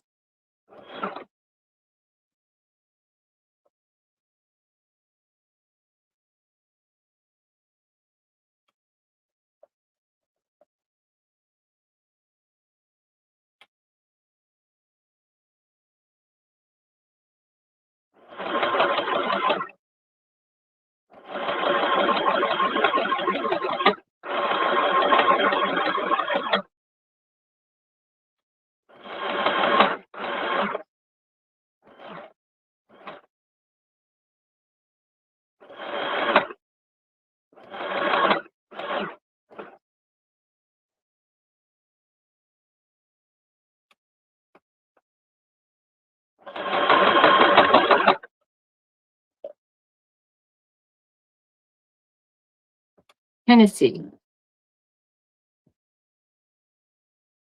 Yeah, when I left California, I wanted to move to Tennessee, but my family is here.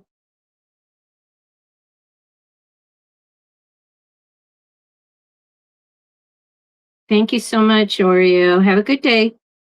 We'll see you later tonight. Yeah, I wanted to move to Tennessee because some of my friends from California were also moving to Tennessee. But I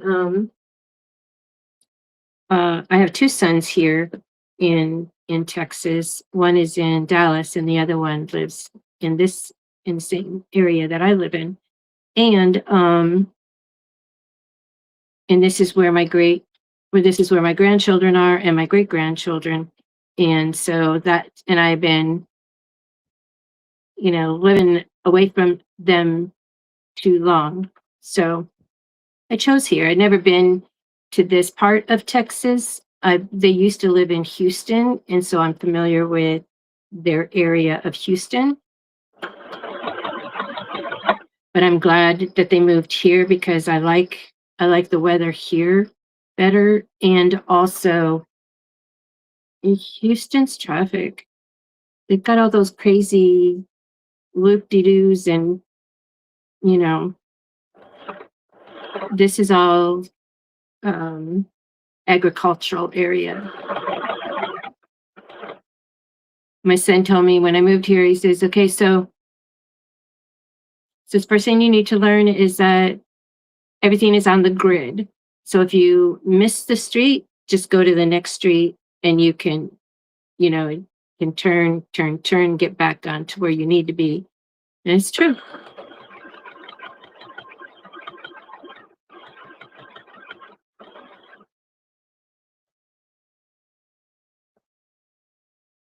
But my son that lives in Dallas, after the big freeze that they had, and he lost, you know, a lot, because they had no heat, no water.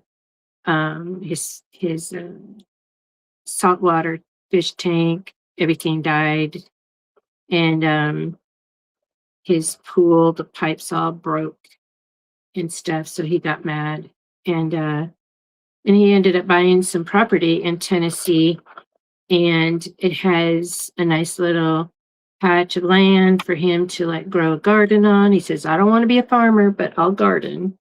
And it has a lake nearby, and you can view the mountains. It's like, it's just perfect for me. That's just perfect for me. I miss the mountains and water.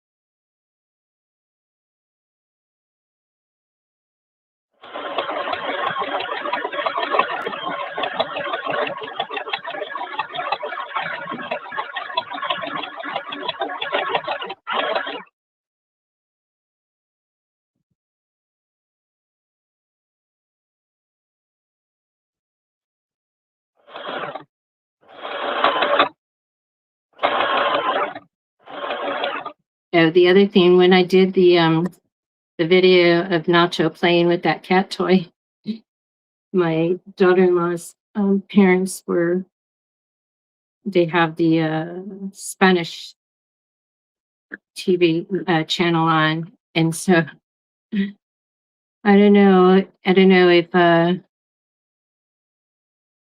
would get dinged for that if I post it.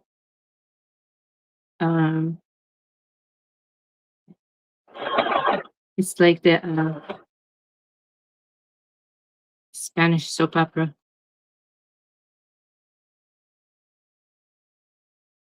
I block it out because I don't know what they're saying, and it's like it's.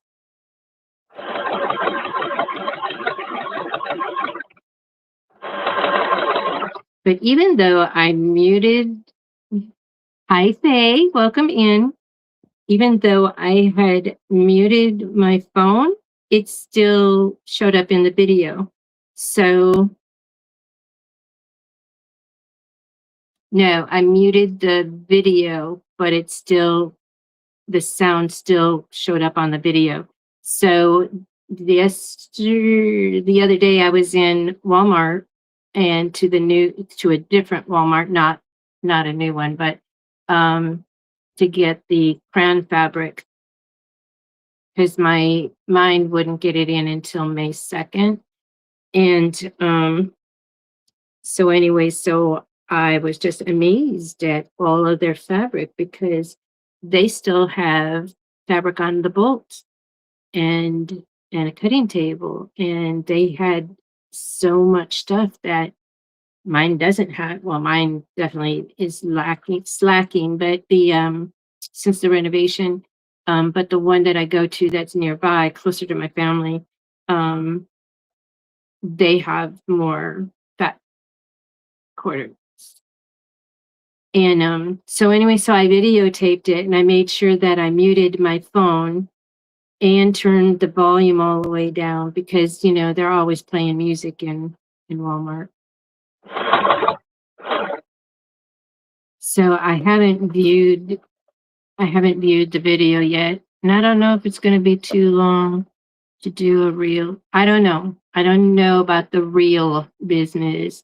Hey, Spelling Diversity, welcome in.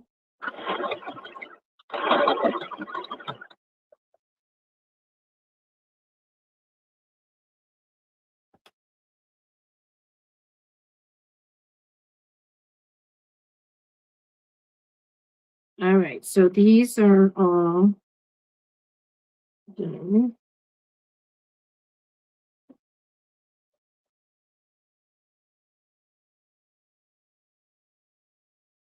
When I loaded up my pin cushion, I didn't put a whole lot of pins on.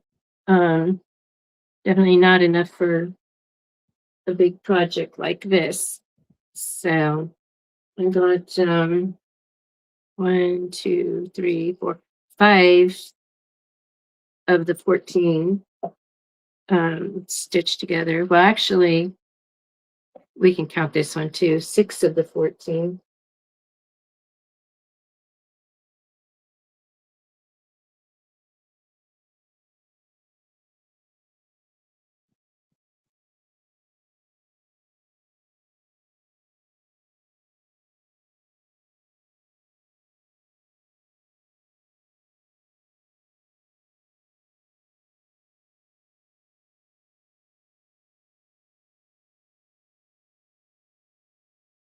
Keisha's here too, spilling. She's just fixing her lunch.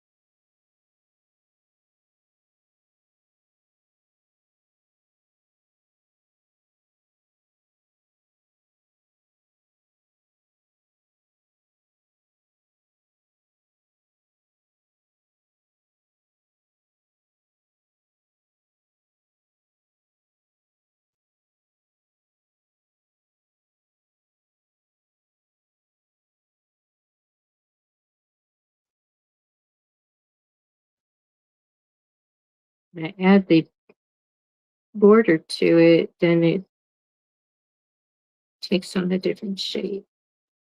I mean,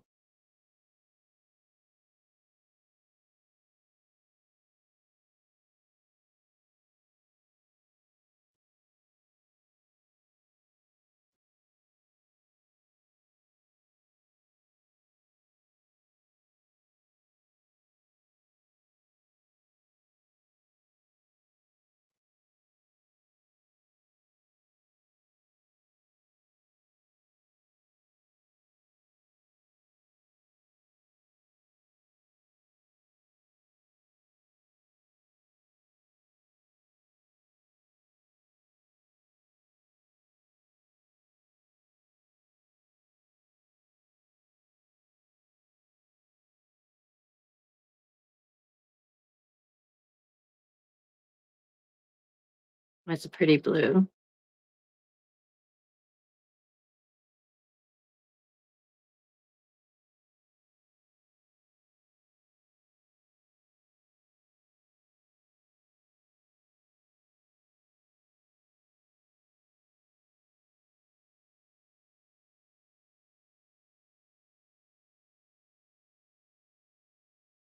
So spilling the chat has been talking about food. Some of them are cooking dinner and some are making lunch.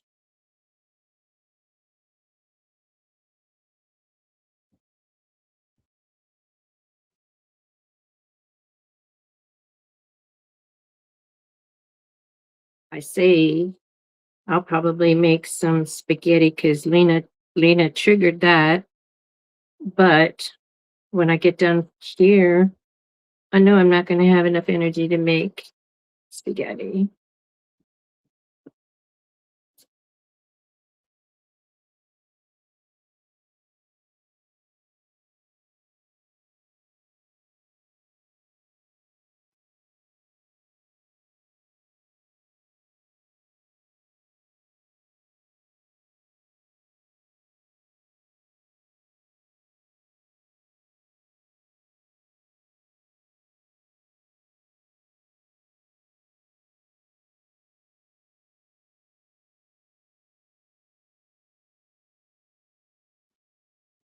I'd be I'd be more apt to make goulash if I had all this stuff to make goulash, like Marilyn.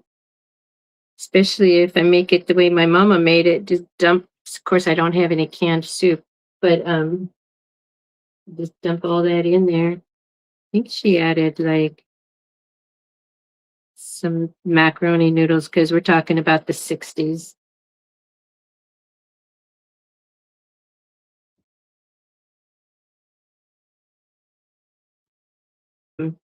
Meat meat that we had growing up. If it was beef, it came from my dad. His boss was a rancher, and so we would go in halves with the neighbor, um, and bought a cow. And then my dad was also a hunter, so we would have pheasant. I have been on the run since morning. I just had breakfast. Nice with peppers, onions, bacon, and cheddar cheese. Okay, of that, I could have the omelet with bacon and cheddar cheese, which is just fine for me too. That sounds good. I like breakfast any time of the day. And yeah, I've not even finished my morning coffee, and I did get up this morning. I didn't sleep in, and and so I've had a yogurt and coffee, but I have a protein shake here too that kind of calms the hunger until I can get something to eat.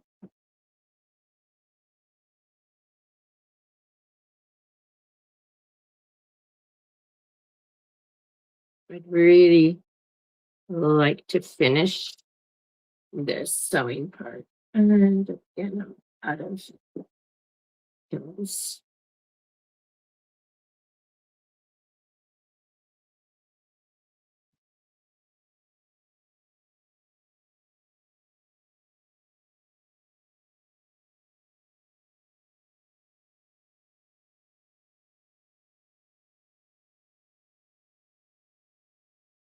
Hi, Veronica. Welcome in. Oh, you just added bacon to your spaghetti. Here we get our meat from the rancher as well. And at first it was like, like chicken smelt foul, but it is foul. And but that's what fresh chicken, non-hormone, um,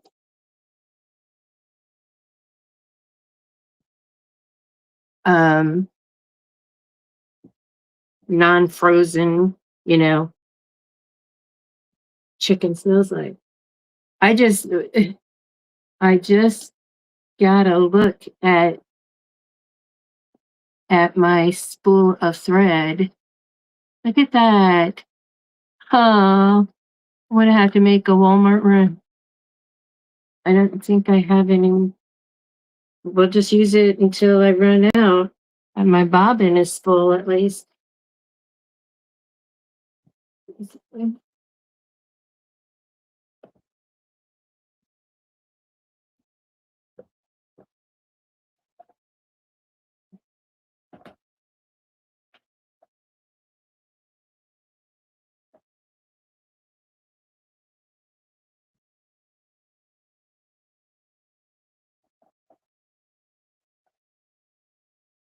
Okay, no problem.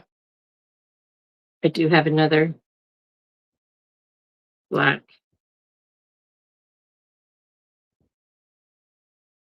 Okay. Whew. Because I did not want to run out to Walmart.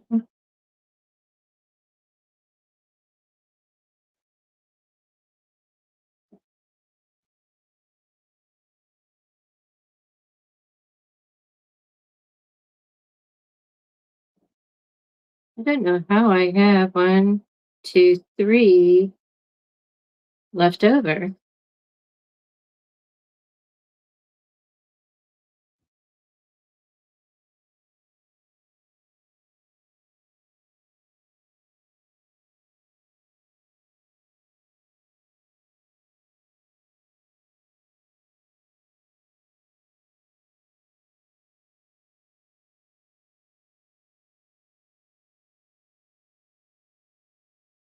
Yeah, everything.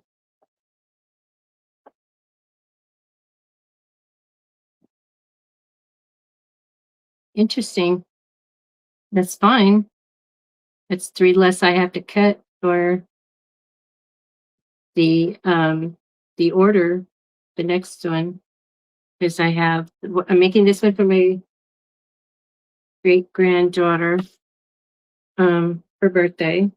And then I have an order for one. Somebody saw me making it Monday night. They want one.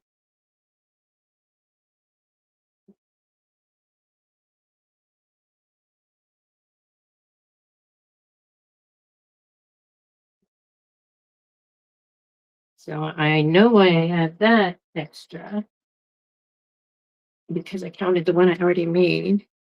All right. Your beans. Maybe I cut him. Okay, I don't have pins for that one. Mhm.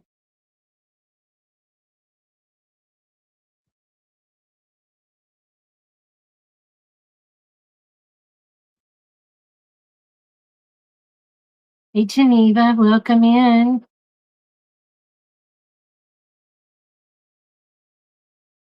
Oh, Prince Spaghetti.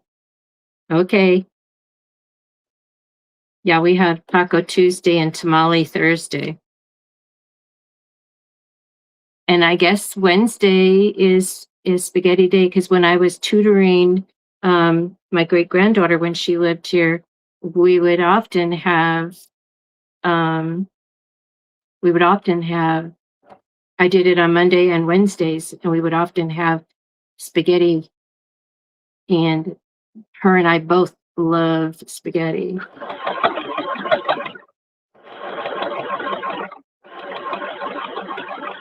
Now, when I made it for my family, I would make I would make meatballs. And back in the day, I could use I was allergic to onions, but I could use the Lipton onion soup mix and mix it in the hamburger, and then we call them the kids. The kids would nickname them. My kids nicknamed them porcupine because of the onion thing. But anyway, then my allergy had mutated into where I couldn't have onion powder or um, onion soup mix. I missed having French onion dip for potato chips. Now I don't even eat potato chips.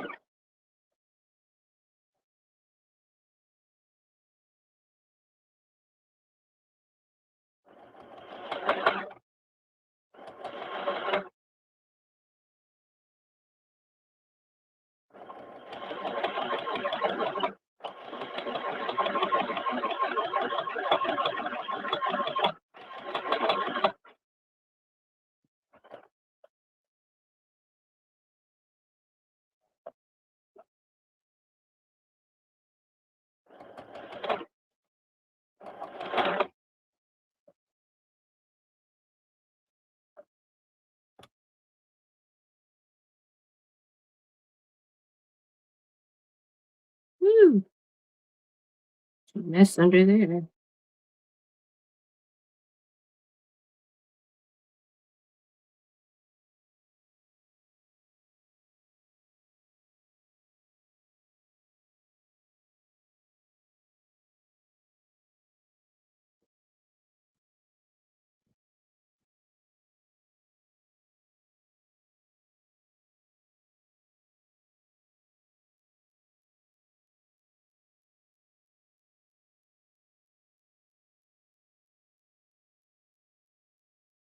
Getting it done, y'all. So excited. I'm grateful that y'all are here, keeping me going.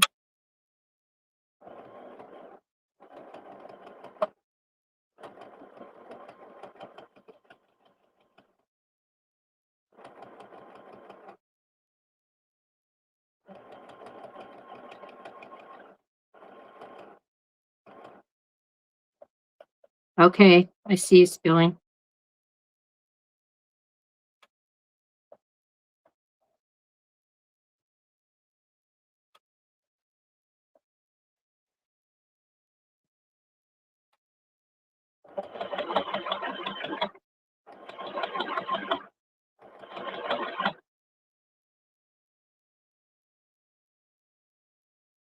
If you haven't hit the thumbs up yet, can you please do that?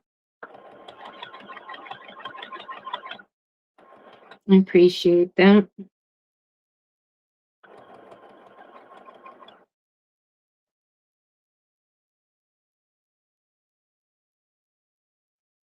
working towards hitting that 500. Last I looked, I was 432.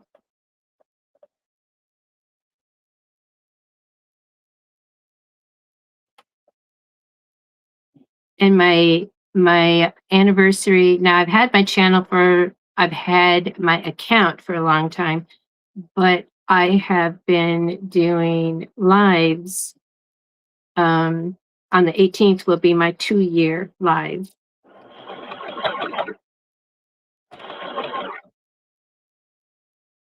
And I have been on, because I would come on with Laura with the Patch Hat crew, but I didn't stream it to my channel. So I've been live longer, but April 18 would be when I started streaming to my channel. So 2 years.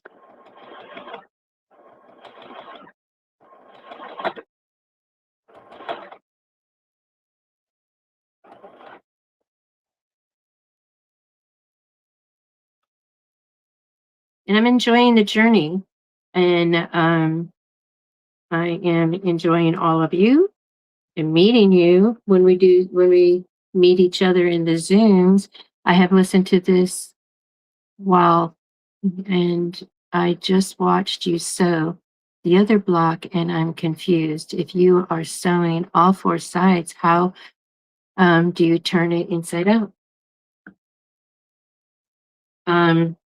Because I left I'll show you. So I do a little secret when I'm sewing this onto here, I leave a gap right in here. And so then now I can stitch all the way around here and not have to worry about an odd little lump or something like that in the seam here. It's hidden in here.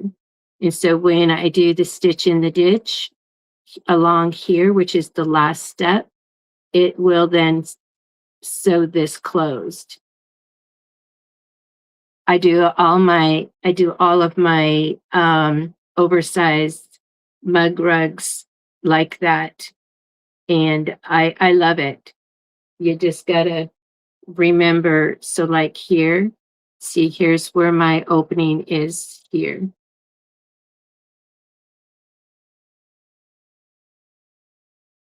And that's where I will turn it inside out.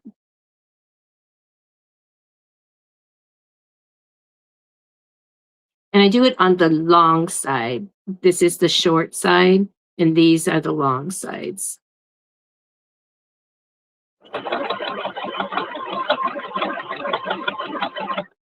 When I had my sewing business in the 80s, I used to stitch the bias tape on and then fold it over, and then I hand stitched it. And that was, what I would do when, the family would sit down and watch TV. And I didn't grow up with a TV. I don't have a TV. I didn't like watching TV. And so I would just have like a basket of hand stuff to do hand sewing with. So I can be with the family. I was present with the family instead of hiding out in my sewing room, which I had a really big sewing room.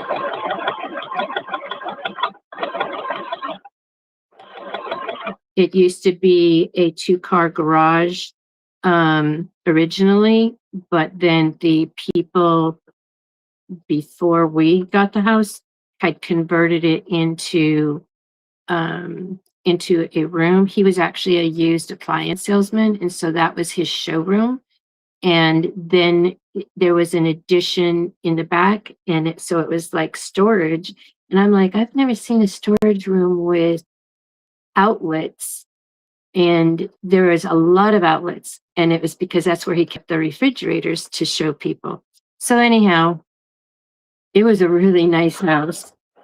We loved it, but like I said, we were renting it, um and we had did some remodeling in it, brought it in, brought it up into the out of the red, and California changed um, investment laws. And so because we were in the black, we brought the house into the black. It was no longer it was no longer profit to the owner that actually lived in Texas. So um, he put it up for sale, and we had to move. We hated it. Then we moved to the city, which we loved country living after we were there. Yeah, you were sweating it. Okay. Yeah, talking and sewing, sometimes, you could like forget what you're supposed to be doing. So I double checked and made sure I had my fabrics were facing each other, and the back of the back was on the polyfill. So when I end up with extra pieces, I'm like, what happened? Because I have one, two, three, I have three backs left. And it's like, how do I have three backs left? And one piece of polyfill left. Well, I understand why the polyfill, because I was counting, I knew what total I needed, and I had already made one. All right. All right, Lena.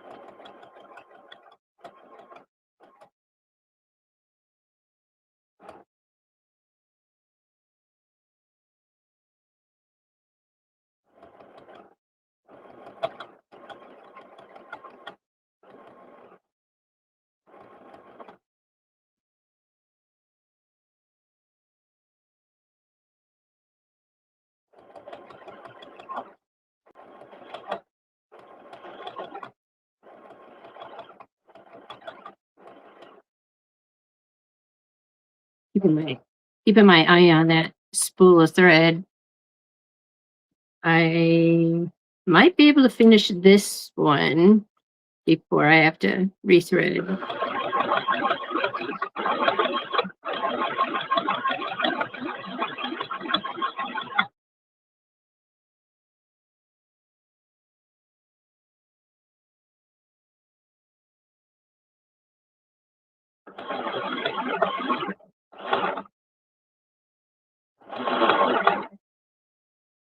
It's going to be close.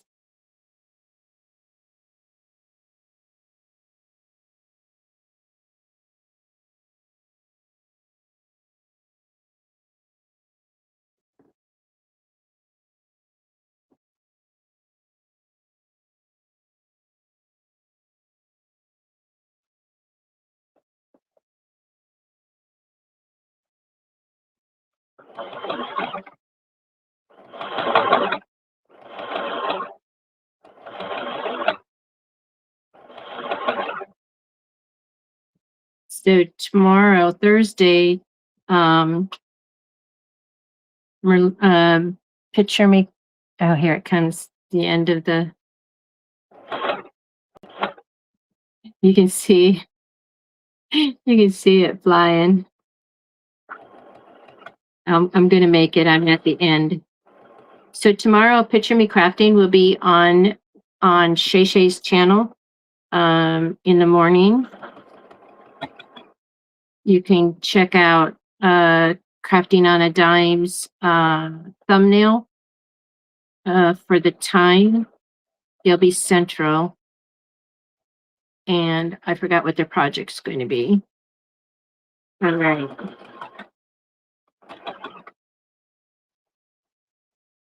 It's so funny. Here's the end of my spool. I made it to the end. I'm glad I didn't have to change it in the middle of a project. And then tomorrow night, um, the Patchett crew will be on. And I think, Marilyn, you're still off tomorrow, right? I think she said the first two, you made it. I loved it when these were wooden. They were really good for a lot of projects. This is a nice solid plastic one. Um,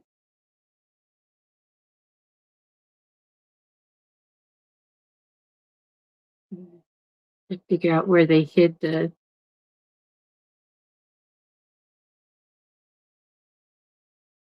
Yeah, so Marilyn will not be on live tomorrow night.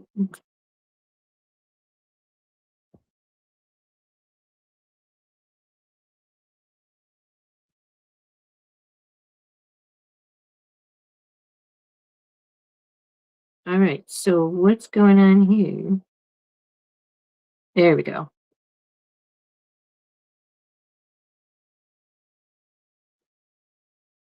And then she'll be back to her Thursday shows next week.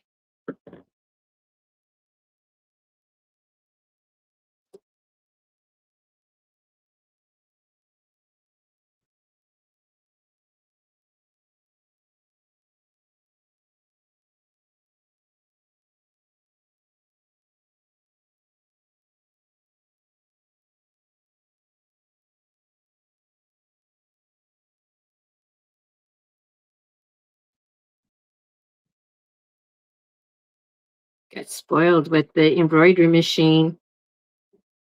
Don't have to thread it through this loop,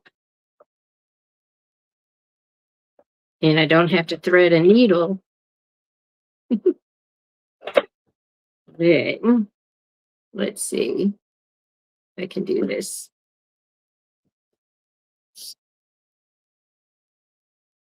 So I stick this behind the needle so I can see the hole. That is good. It went right in there. So did the needle in my finger.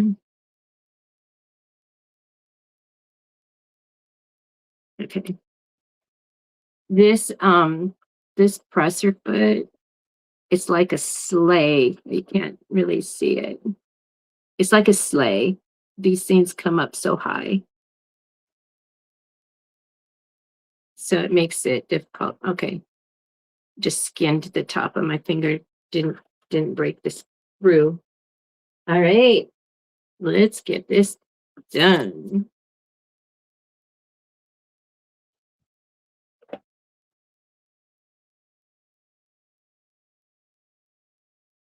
I need to be Lena's neighbor. I could smell that spaghetti.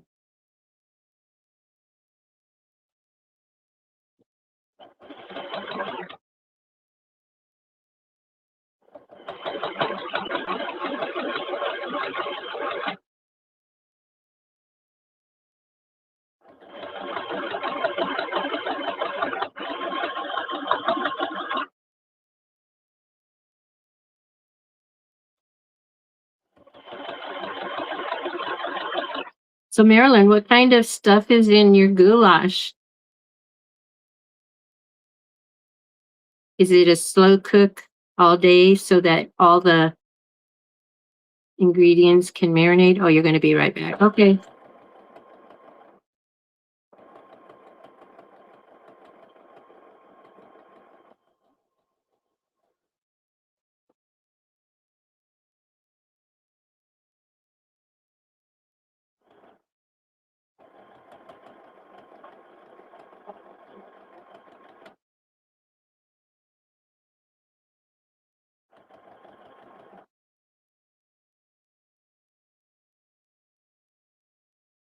Hey, Evelyn, welcome in.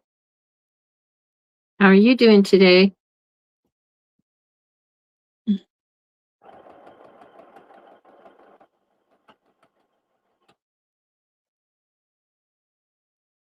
Hey, precious pieces. Welcome in.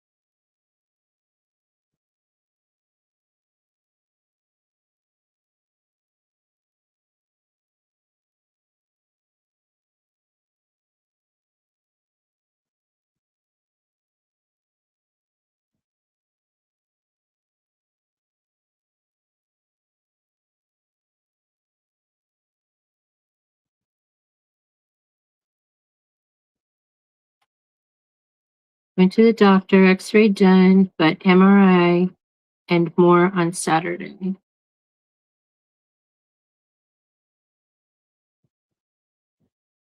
And is this for you or your husband or both?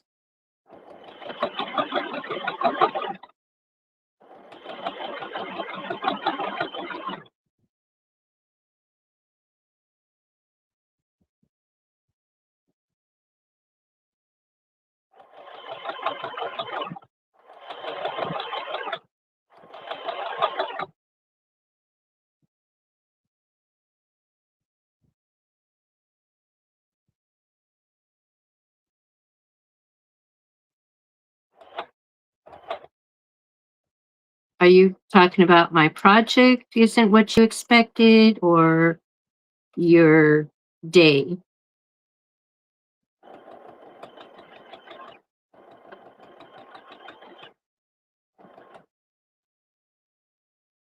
Okay, just you.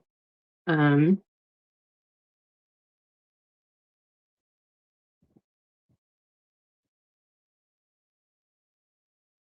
I'm sorry.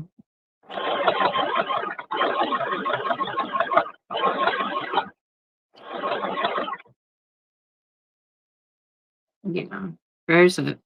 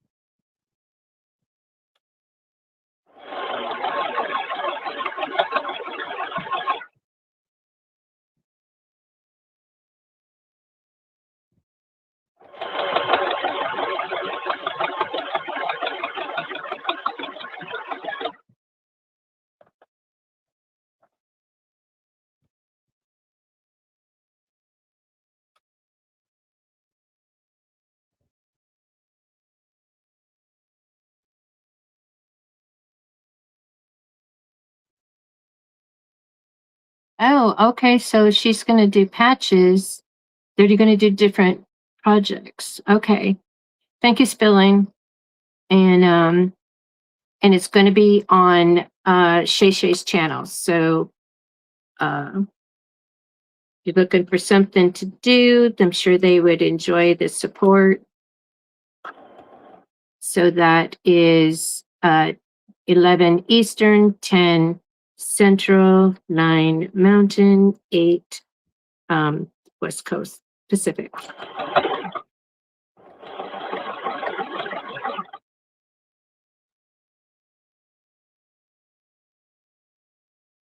Crazy enough, I've lived in all of those time zones.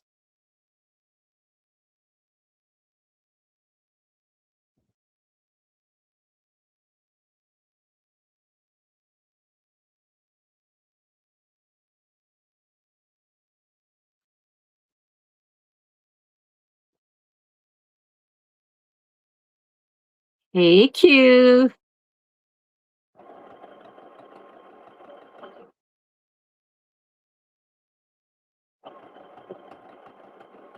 I'm thinking I'm going to be your number 3. Bonded was in here.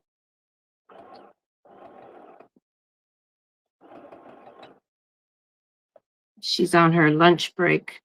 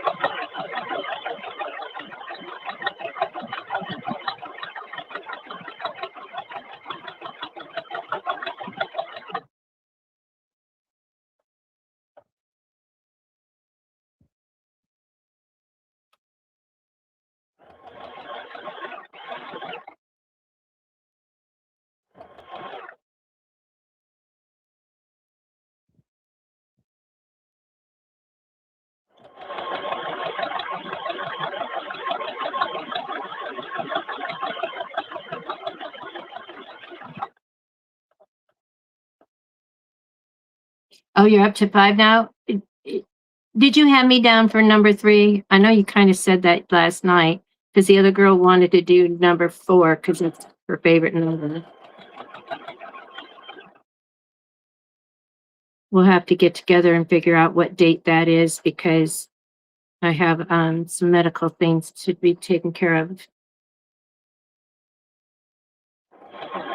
towards the end of May.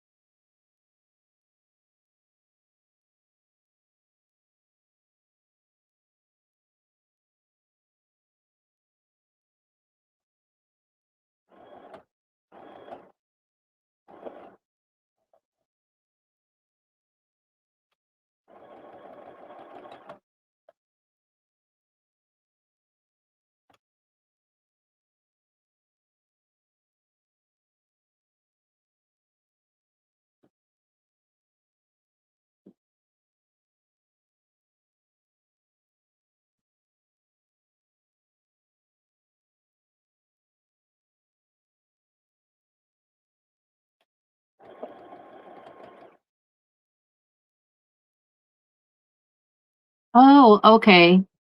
Okay. Volunteer. Oh, so now I'm number 5?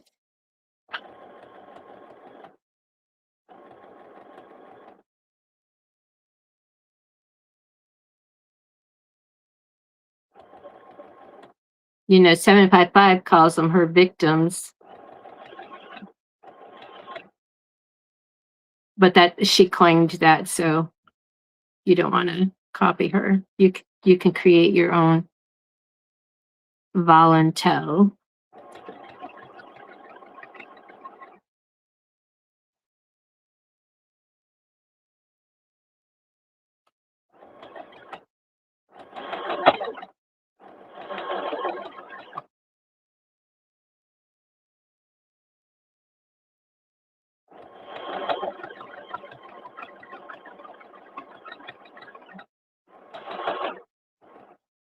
Okay, well, I'll relax then since I'm number 5.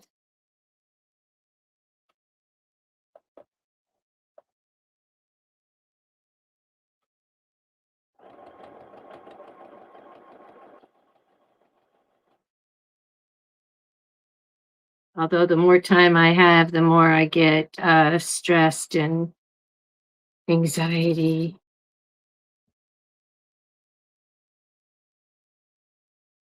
When I did public speaking, I learned that as long as I know where I am in the lineup and meet the person that's going before me, I didn't sweat at all.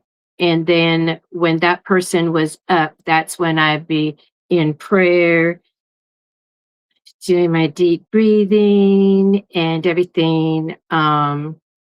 And then I'd go up on stage and I'd be fine.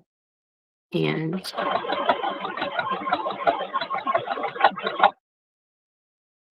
okay, Keisha, welcome back. Now you have to tell us what you had for lunch.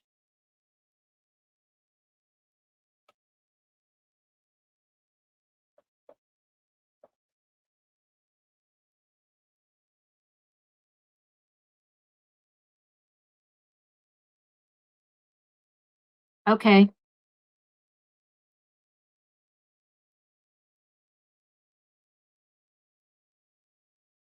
Oh, I'm excited for that journey. Okay.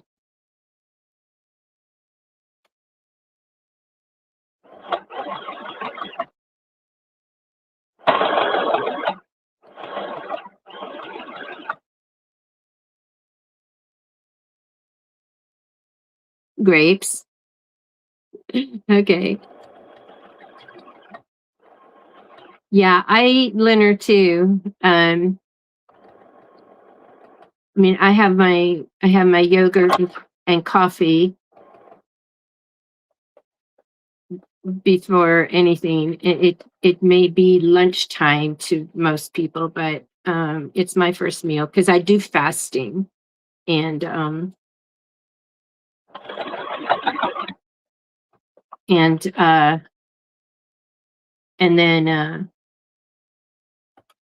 and then I usually say, oh well, I might as well wait till it's closer to dinner time before I have my lunch, and then I can count it as lunch dinner.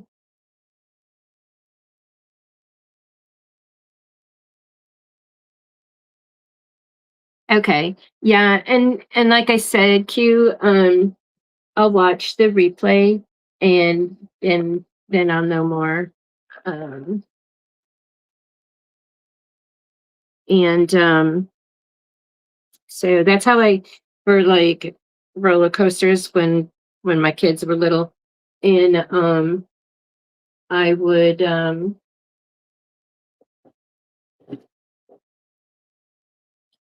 watch the roller coaster before I would go on it. And I'd go on it. It may be the only time I go on it, but I go on it. Now they're old. My kids are old and their kids are old. The oldest of my the oldest of my granddaughters will be 29 in a couple weeks. All right, I have to find my scissors because they're not there. There they are.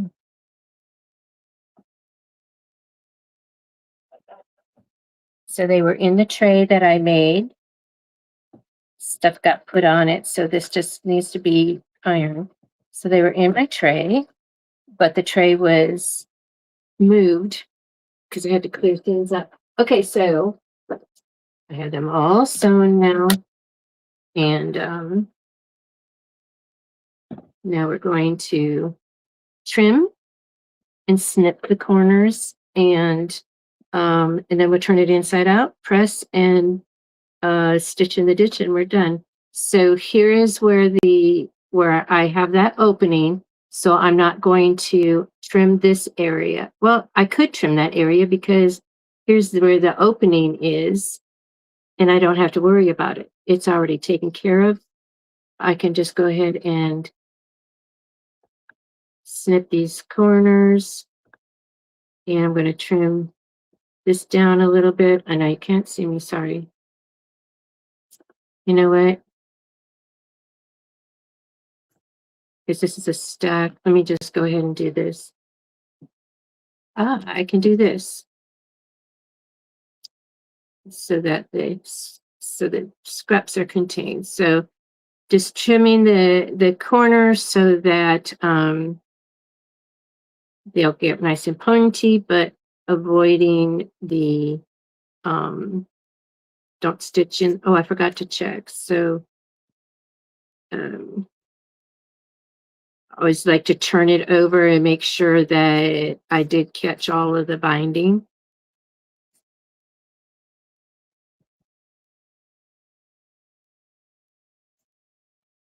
I mean, not binding, batting. Oh, you're back to work already?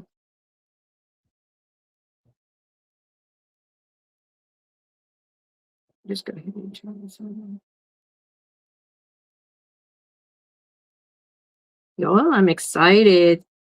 Gonna have this done. And then I don't want to slack on the making the tote that all of these are gonna fit in, because that would be, you know, not good. It's like get the this get this completed more than a month early, and then slack on getting the rest of it. How long do you get for lunch, Keisha? We used to, at the hospital that I worked at, we used to get um 30 minutes, and then but you got two 15-minute breaks. So I would combine one of my breaks with it, so I make it 45 minutes, and then they changed my schedule, and then I just went ahead and I combined both breaks together so I can get an hour. And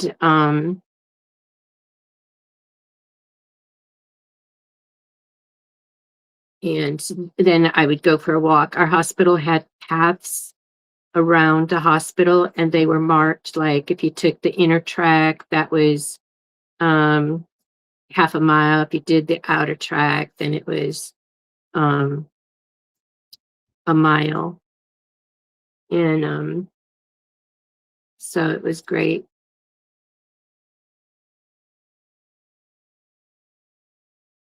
It's making you hungry, Ryan? Giving you ideas for dinner? Oh, you never see the 15 minutes at all?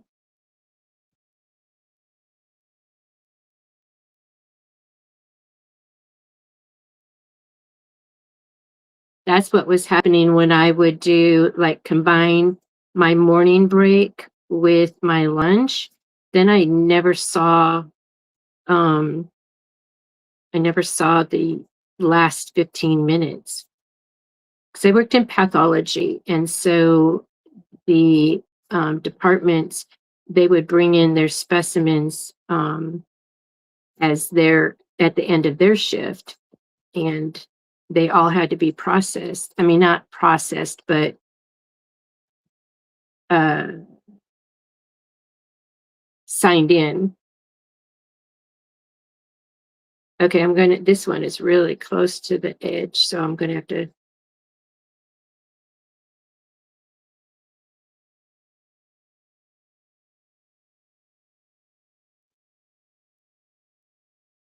make sure I don't.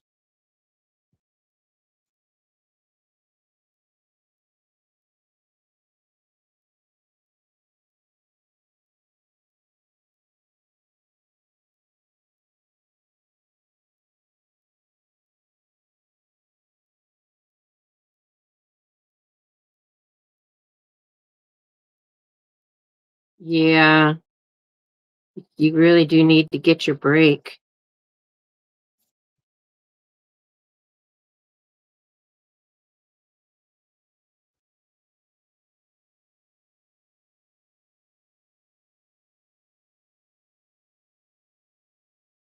We had union, and that's something that they make sure you get. And because sometimes we tend to just like, well, like they need me. Um, like, nope. Ah, yes, I love them all. Curry chicken, goulash, spaghetti. Oh, Robin, don't forget about the garlic bread that goes with the spaghetti. And then Miss Lena said she added bacon to her spaghetti, and then she goes and she bakes it. Mm, that sucks just to get 30 minutes because these work days be long. You should get 2:15s plus an hour. Okay, you can be my union rep, especially when most of us are working 2 to 3 people because yeah, that's it. That's it. And some of these people were getting lazy, but the job still had to get done. So Gail would do it just because, it had to get done. And then the thing is that just made the lazy person lazier. And they're the ones with the license. And so they're the ones that are getting paid big money. Yes. Yeah, my daughter-in-law took me grocery shopping and she goes, "Oh, you want some garlic bread?" I'm like, "Yes." They have at HEB, they have, oh, such yummy garlic bread, and it's in the freezer. And, you just put it in the toaster oven or in the oven. I like, um so I take it over to their house and I put it in their toaster oven, and then, I'm okay eating it cold, it just needed to be cooked. And, and then, and I'm thinking, it's like I have this toaster oven here that I got to do tumblers, and I have not used it. And like, so I could actually use it. Okay. Um, I can actually use it to make the garlic toast in that because it's never been used as a sublimation oven. And I still just need to move it out of this space because it's right underneath a smoke detector. Hey, yo, yo, welcome in. It's right underneath the smoke detector, and I don't need it sounding off. And so I have to move it over there by the laser. 'Cause there isn't a smoke detector. I don't even know where it is in the kitchen. Uh, This is the relaxing part. It's just trimming, and because then next I do is turn them.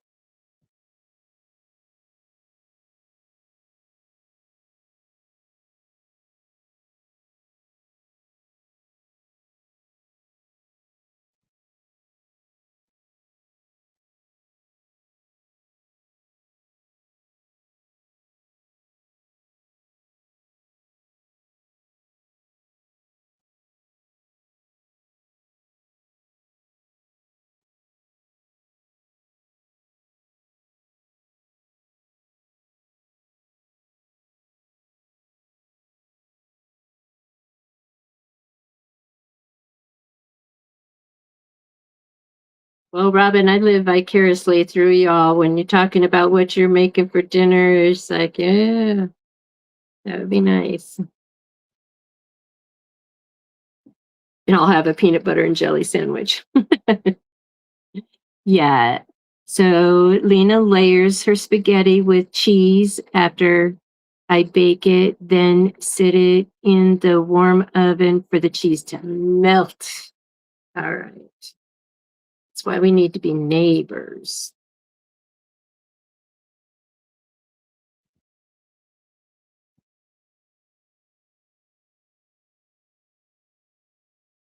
And then she'll fix her husband a plate and her mama a plate.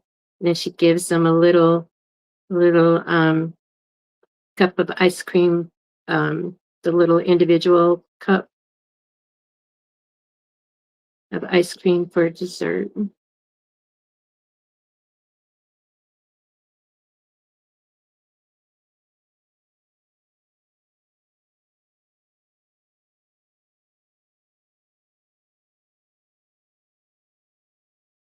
I don't think I've had baked spaghetti,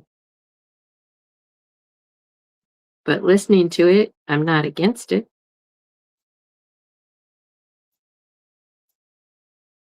That spaghetti sauce marinating better with the yeah. All right. Well, she is closer to you, Evelyn. Um, so Lena, Evelyn said she can fix you can fix her a plate too. She's not feeling well today. She had some tests done. She needs she needs to be taken care of.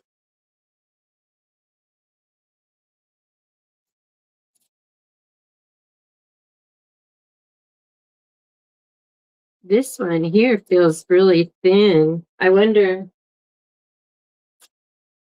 if this got split.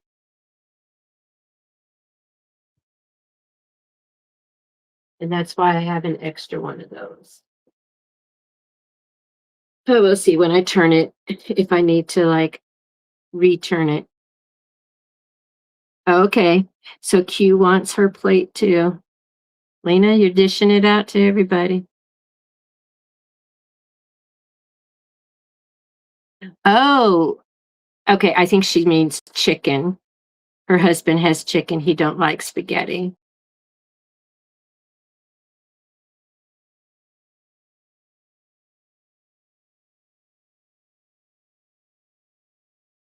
Okay. Lasagna is another one of my favorites. Thank you, Bobby.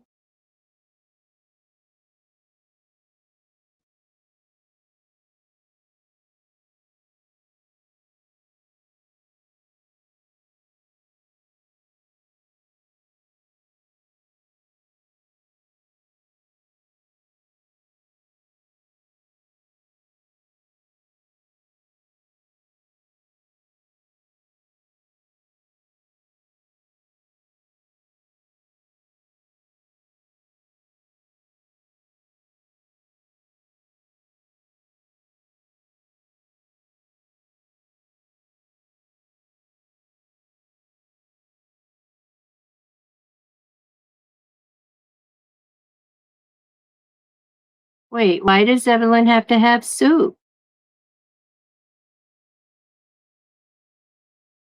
She wants your spaghetti.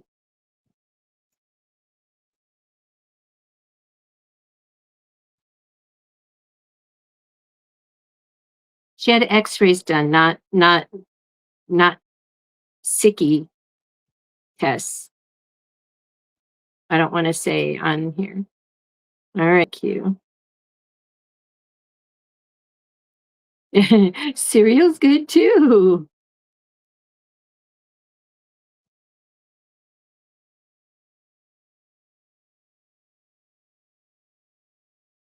She's not a spaghetti mixer upper.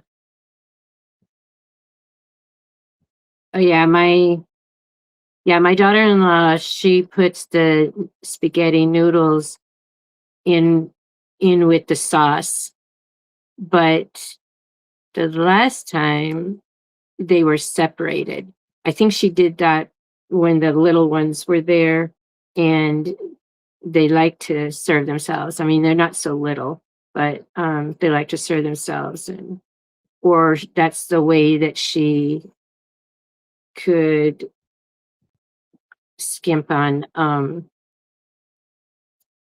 the sauce. I like a lot of sauce because then you could take the French or the see, that's what we used to have is French bread. Now it's Texas toast to make the garlic bread. But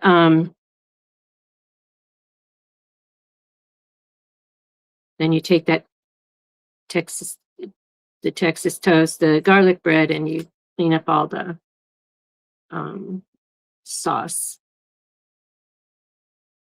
All right, I'm done cutting my little mess here. Put the scissors in there, and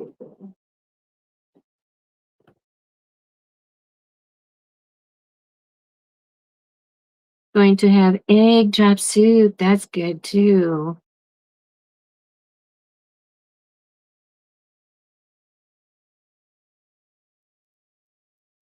I enjoyed cooking when I had a family to cook for. And as they kept leaving the nest, there's less to make for. Oh, wait, somebody's having crab. I'm going to have a bowl of Maryland style crab soup today. Now, let me see, did she live in Maryland? I forgot. Oh, I forgot where my cousin lived, but right outside her backyard, a she had a pier. It was private. It was for her house, and she would always have like the lobster uh baskets down, and she would get shrimp and lobster and stuff. So she just go out to her backyard and get her seafood. I didn't grow up on seafood, so um,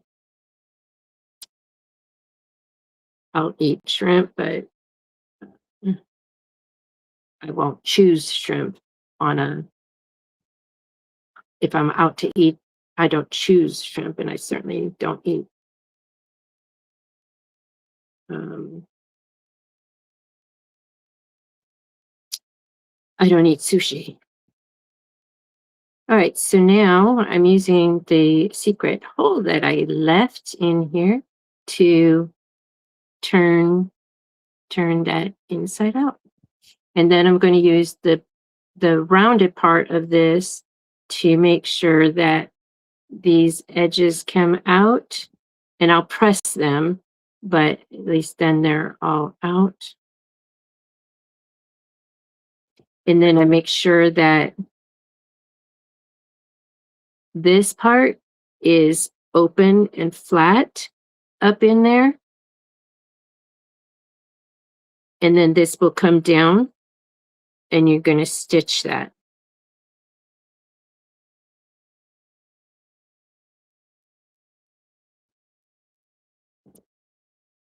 So I just need some more work on my corners.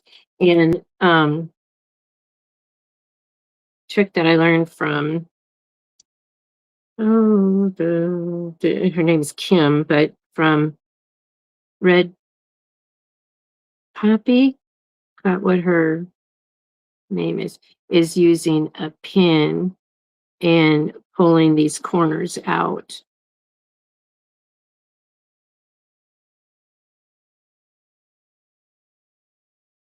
Being careful not to catch your stitching, of course.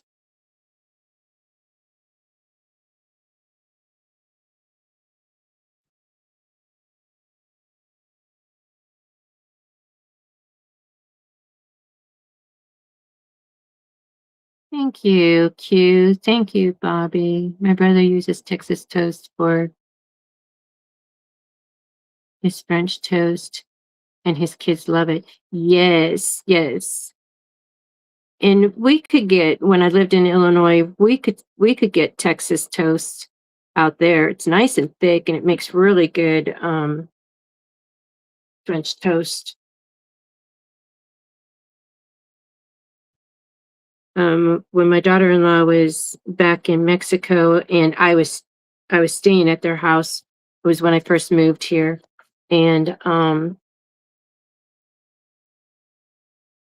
so this is gonna get pressed. So this is the back, and they all have the same, they all match on the back, and then they're just different. So you have to match 2 of them together. So they would have to find the one with yellow.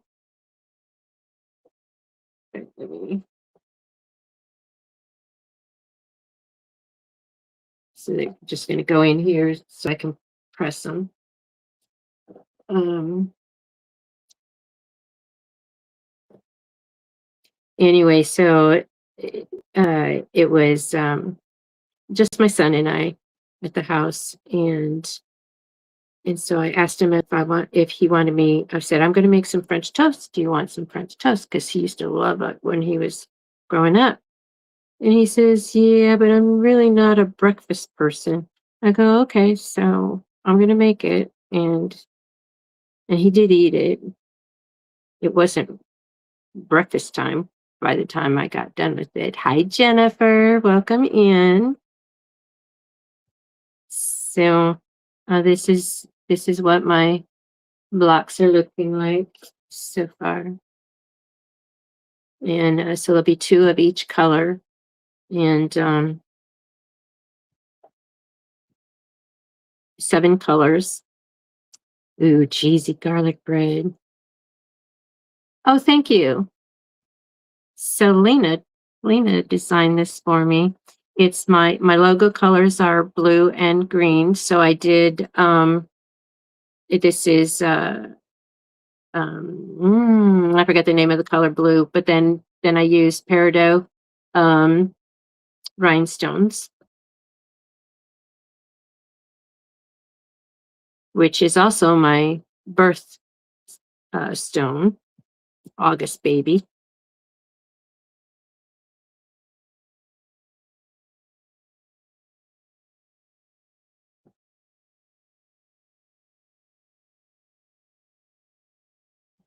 So Jennifer, just to let you know, the chat is talking about food.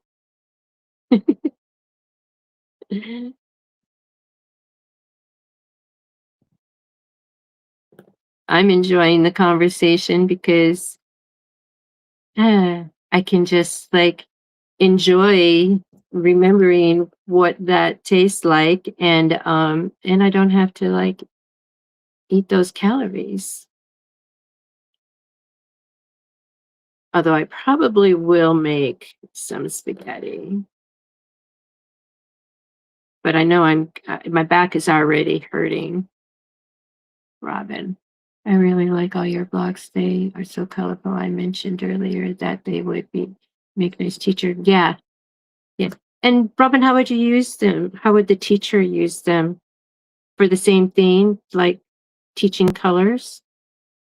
Or you could then you would use some cotton batting, and then it would be a mug rug for them.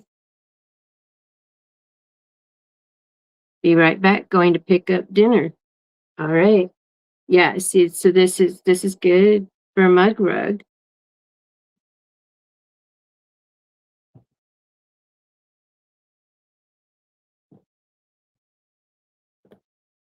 Um, I did buy all of the crayon fabric in this from the store. Mine had 2. I didn't get it there, but when I heard that one of the stores had 7, I hightailed it over there instead of waiting for the shipment. Thanks, Robin. Thank you for coming in. I enjoyed you being here. Conversation. Enjoy your dinner.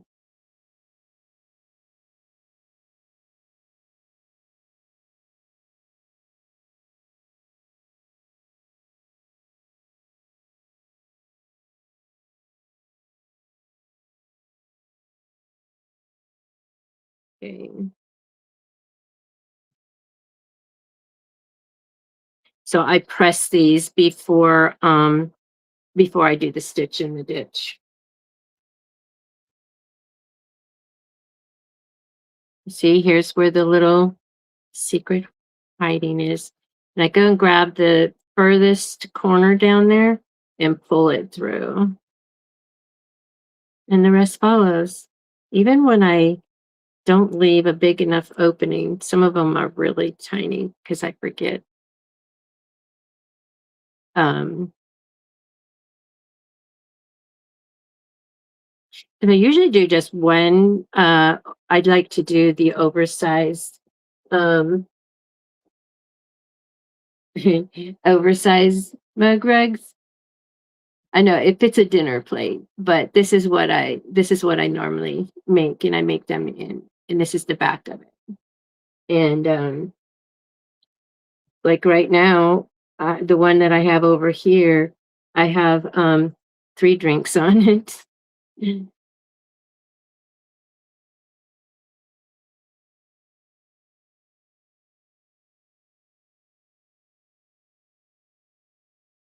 But it, yeah, then I like this is with the this has the cotton batting in it, so you can put a hot dish on it, and then just I like how I did these quilting things. This was the first one, and I did these stripes. And this was a different way. This is a different way of doing the binding, and I didn't like it. I just look at how my corner turned out. It was very unique. And so but it still works. And so that one I knew was gonna just stay here. And but anyhow, um and then this, for those new to the channel, this is actually an ice cream koozie. I just curl the edges down and I make it my thread basket.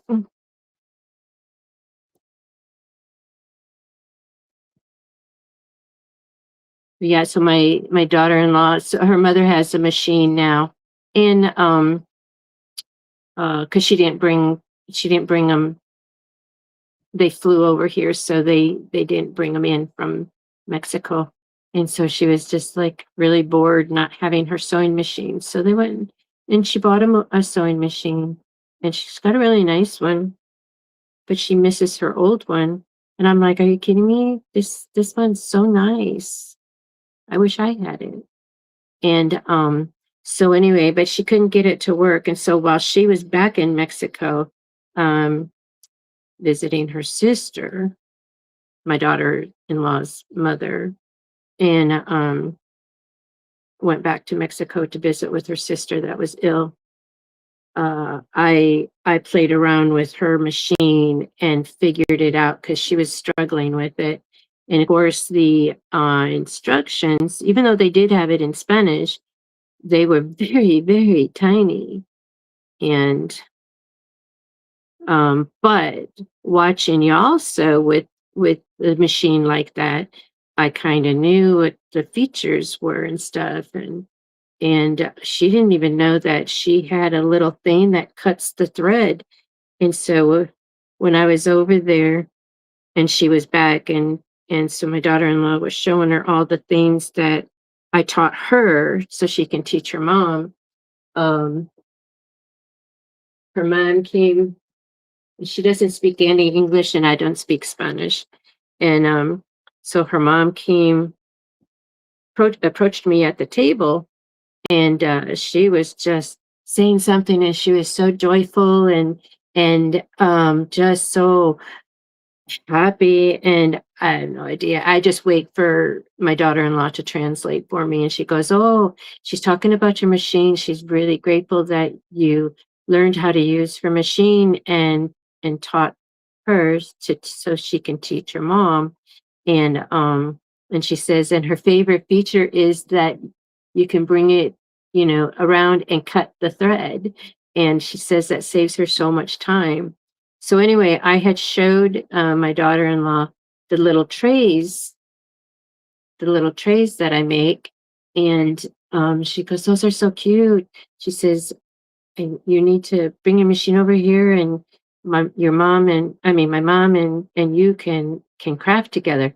I'm like, "You're gonna have to sit next to us so I know what she's saying." I told her, I said, "Yeah." I said, I said, "Her and I can go live together. I'll do the English version and she can say it in Spanish." But I wouldn't know at all what she's saying. Okay, I'm gone this time. Bye, everyone. Have a blessed rest of your day. Okay, Lena, enjoy your dinner. Probably see you tonight if 755 goes live.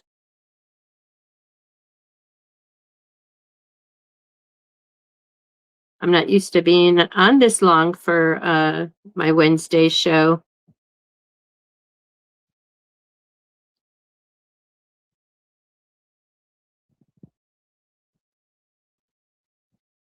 But I am grateful y'all are here. I know it's changed, some have left and others have come in because the numbers are actually the highest right now.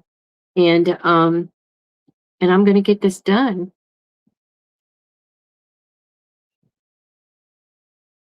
Um, if I stop the crafting shift, 8-hour crafting shift.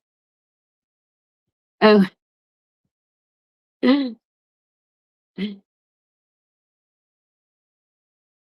was yesterday. Went from Patrice to Q to Katrina. And it's like, I need to get this stuff cut because I knew I wasn't gonna. So I went to bed like 4 o'clock this morning. And I says, I all I had left to cut was the batting. And I'm like, I'm not cutting the batting. I'm not cutting the batting before I go to bed because I didn't need batting all over me. So, but anyway, so if I wasn't still here and if you weren't, if the numbers were dropping too far down, I'd end the live. Um, and and then I would probably go eat something and then go take a nap.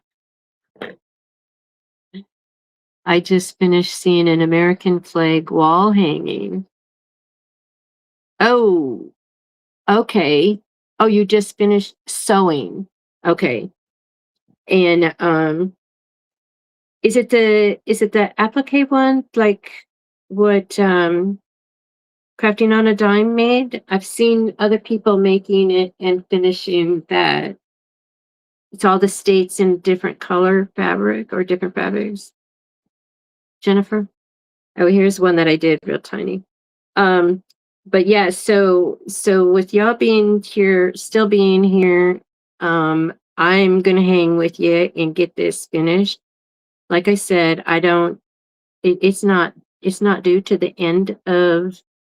Yeah, I figured you were saying sewing instead of seeing. Um, it's not due until the end of May. Um, but it'd be nice to get it done early because the next part um, is I'm going to make a tote for all of this to fit in. I just wanted to get this finished first so I know how wide I need to make the gusset for the tote. And then I have not embroidered a name. Oh, okay. Like an American flag. Okay, you did say American flag. Okay.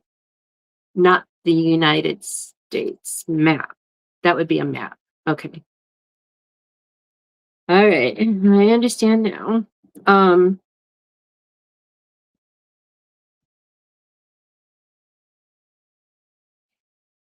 so, so I'll design that bag. It's definitely so I'm leaning more towards a tote, um, but with gusset so that this is wide enough, but it'll be open at the top. And I want to embroider her name on it. And first of all, I have to learn how to spell it because I don't know if she has an E in there or not.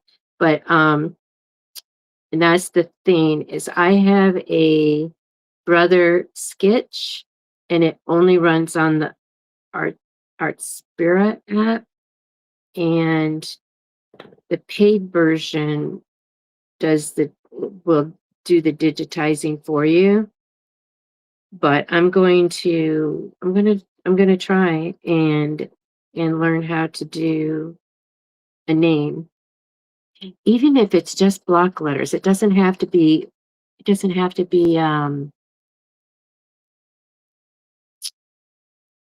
cursive. See why I have to do brain games is like it things escape when you don't have that interaction, you know, with coworkers and stuff. And I moved here. I left California and moved here, and the only people I know are my family. And so, I mean, I say hi to my neighbors, but they're so in and out, they're not. And then the other people in the house that just moved in next to me, um, they're they're college students, so they're on different schedules. So, and the primary language here in where I live is Spanish. Like I say, you might as well say you know, I'm in Mexico. I'm so far south. Wow, this orange looks really good. Yeah, I mean, all the colors, the yellow, all the colors really, really just pop. It's the green, the blue. The purple could have been a brighter purple, but it's still purple. So the purple in the crayon is a light purple, but it's still purple. And the yellow is hello, I'm here. But yeah, this orange and this is the red. And then there's also pink. What other ones didn't you see yet? Pink is the only other one that I haven't turned. Let me turn that one next, just so we have it. Yeah, I'm really liking this. I may have to stock up um on some more of this crayon fabric next month. Because I know my store will get more on May 2nd. They said, you know, um, that it won't be on the shelf until the 3rd. I'm like, it's okay.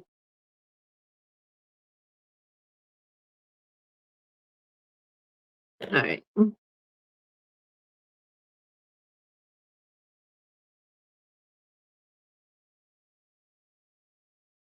I don't have much wall space, um, Jennifer, to put something up because this is a craft house, and um, I mean, I'm about to lose my dining area, um, once I get those stations set up.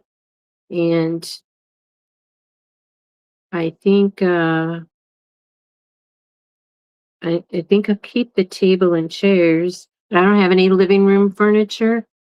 I'm in my living room, and then the other bedroom, it's a two-bedroom house. The other bedroom is my craft storage, but I have, the cube units, and they go up the wall. So, um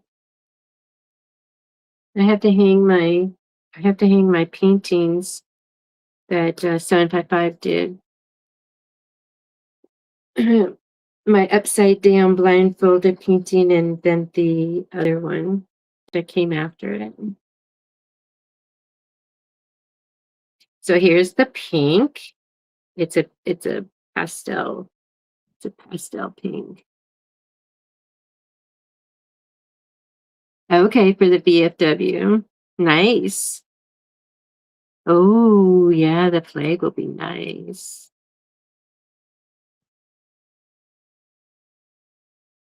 Well, I look forward to seeing it. I'm sure you've got it posted somewhere.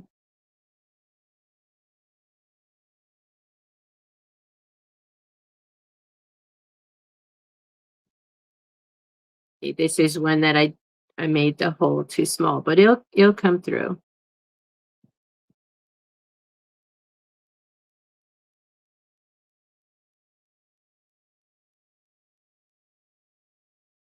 Yeah, I had totally planned on doing craft fairs and stuff like that. We have one.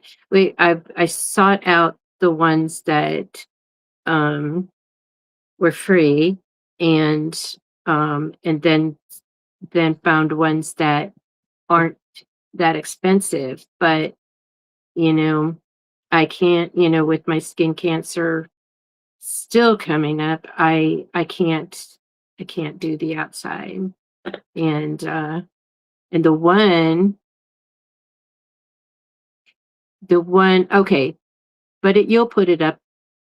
It's not up on there yet, but you will put it up and I'll see it when you do.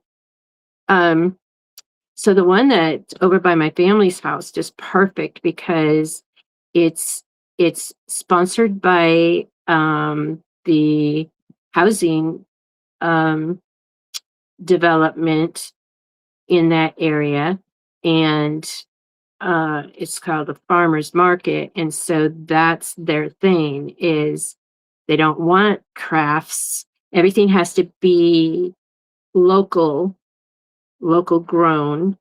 And it's like, well, I buy my fabric at the Walmart. Well, I wasn't sewing back then. I was doing other things like my shirts and stuff, and had my eye on laser, but a girl had that market done. Anyway, so it's really, really hard for a crafter to get in. And the bread lady, she says, I was talking with her because I network with other um, people, and she says, well, I would suggest you showing up with all your stuff ready to go. And see, they provide the easy ups, and that marks the spot, even though I have my own, but it's a blessing to not have to put it up. And I looked at my pants and they're a mess. Anyway, um, oh, this one's even, I didn't leave hardly any gap there. Um, So she suggested bringing, my tables and my stuff. And on a day like that day, it was drizzly, and there were so many vendors that didn't show up. Now, this is a free, it's free, but you do have to be on the list. And and then they tell you where to go. Like they're not going to put two bread places next to each other. And so um uh anyway, but they don't come. The sponsors, they don't show up. And so the bread lady told me, um she says, just bring your stuff, and like once it starts, and if they're not there, it's a free space. I mean, it's free to them anyway, but it's a grab it while you can. And so it'd be like what, squatting, right?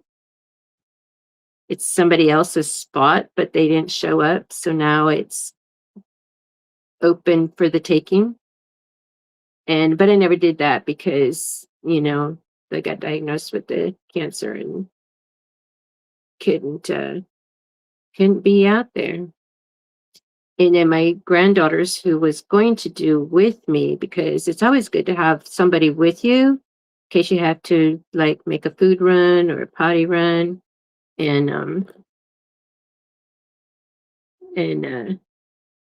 there was there's a they have the trucks there, and there's an Airstream trailer.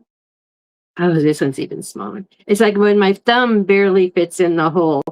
Anyway, there's an Airstream trailer there that's actually a coffee place. I forgot the name of it now, but oh my gosh, their coffee is so good.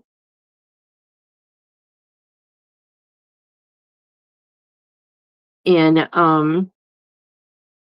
then there's also a place that makes good ice cream. I always get the banana split. I don't know what else they do. In the banana split, it comes in a cup, and so they line it with slices of bananas, and then it's just really good. So anyway, but they're not, because they're there on the weekend, they're not there on Mondays, and they don't get there until 6 p.m. So anyway, yeah, the other place that I found is back when I thought I could still do it. It's at one of our libraries, and the lady, she was just really happy, and it is mostly crafters and fewer food vendors, although that's where I met my tamale lady. And but she's battling, her cancer came back, and so she's battling that, and so she hasn't been. But uh now she charged, some places charged 40. This lady, I think she only charged 20. And so she actually um um lacking the word, I qualified. So she accepted my application um to vend, but by then, I couldn't. And they changed the time. They were early in the morning, and then they went later. Um or vice versa. I forget now. It's been a long time since I gone there, because I would only go for the tamales.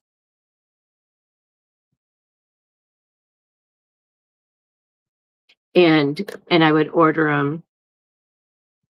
them on Thursdays, so she would get them made, have them ready for me, because I would order a dozen, and then you can freeze them. But anyway, it's really good.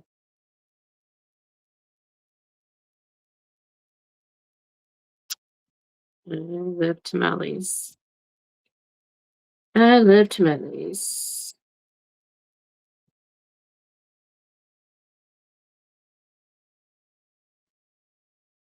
Okay, 3 more, and then I can get back to sewing. Oh, pressing.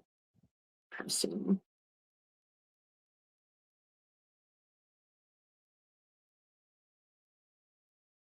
Yeah, I loved them too when I could, and gosh, that went all the way back to um the late 70s when I was selling Princess House Crystal. We would get a booth at the flea market, and I love the networking part, talking with the people and stuff. As you could tell, I'm a talker. And so yeah, I love the networking. Man, this yellow is doing it for me. It's so joyful. And I'm using my thumb. Um, yeah, I really enjoyed it. And now indoor, I would be able to do the indoors. Those are expensive though. But once in a while, we have our community center will have, and it's free for the first 50 vendors, and then after the 50 vendors, our spots are filled, then they charge. And and that's nice because then it's indoors. You don't need you would just need your tables. You wouldn't need an easy up.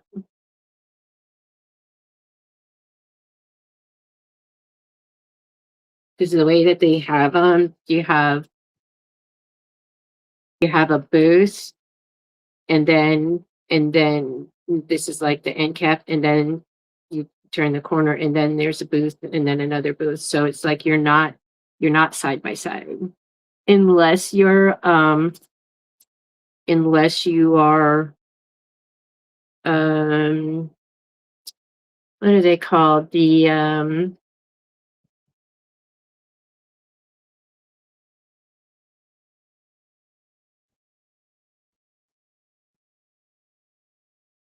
like Lowe's and stuff like that, when you're advertising that, when you're doing like the raffle kind of things, like the Airbnb, the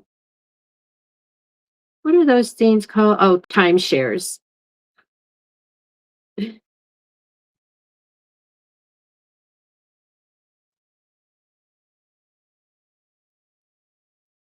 When my family lived in Houston, they had a timeshare, just so that they can use the pool. And also it'd be good, like when they had more family, um, which I never stayed at it, I had a room at their house. That there was never that much family that we had to, at least when I was there. I would only go at Christmas time because I lived in California. All right. Oh, let me turn the I was gonna say, let me turn the oven on. Let's get dinner started.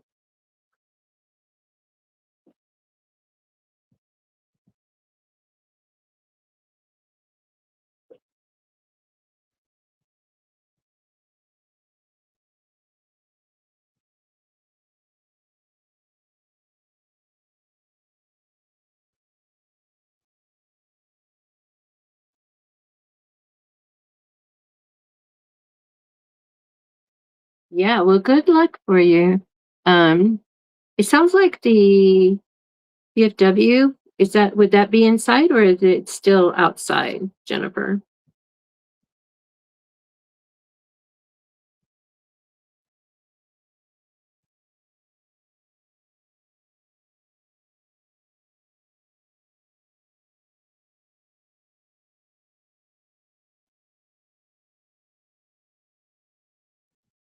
I enjoy attending them. When I first moved here, I went to Rockport, which is um, the largest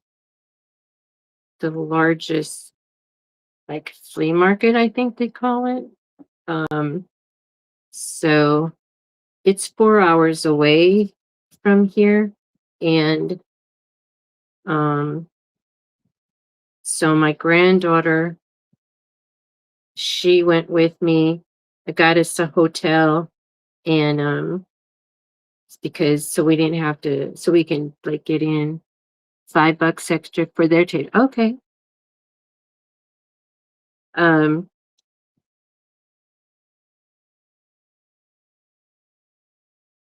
so we went, and it just turned out to be, so they have it once a month, and um and it's like the third weekend of the month.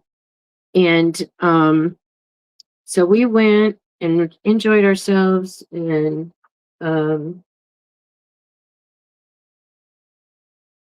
it was a beautiful day. It was just really windy, which is what I learned is just the way this area is windy, which is good because it's hot. And so with the wind, it just doesn't feel as hot as it is.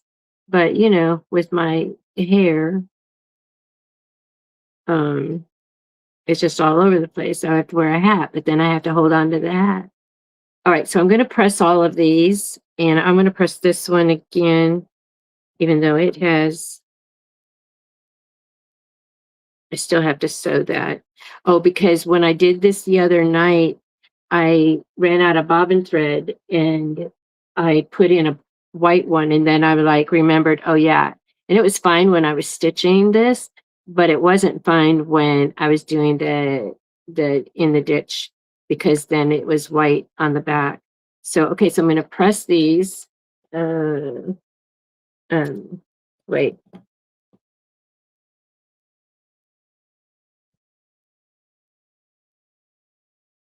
Yeah, I have so I have 3 tables, because when I would do them in California, I would have one like this, and then 2 sides and then the middle, so that people can come into the booth. And I had 2 easy ups.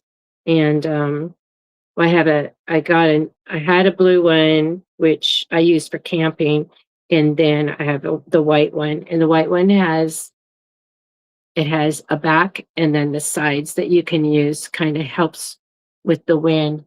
I have I, I'm I have everything I need, but just can't risk my life for it. Okay.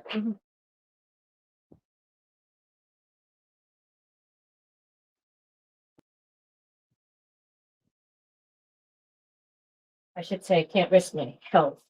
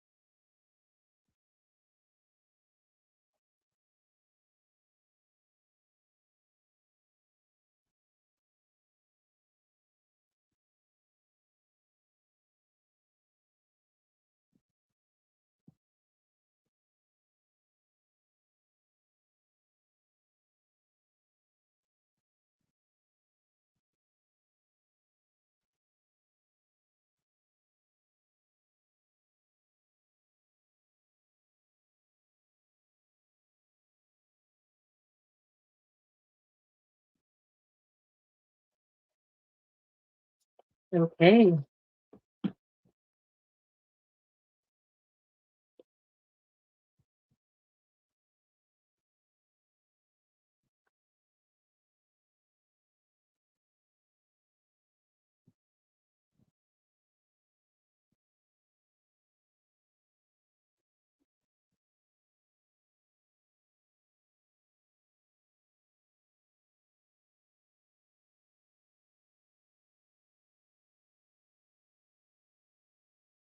Oh, good.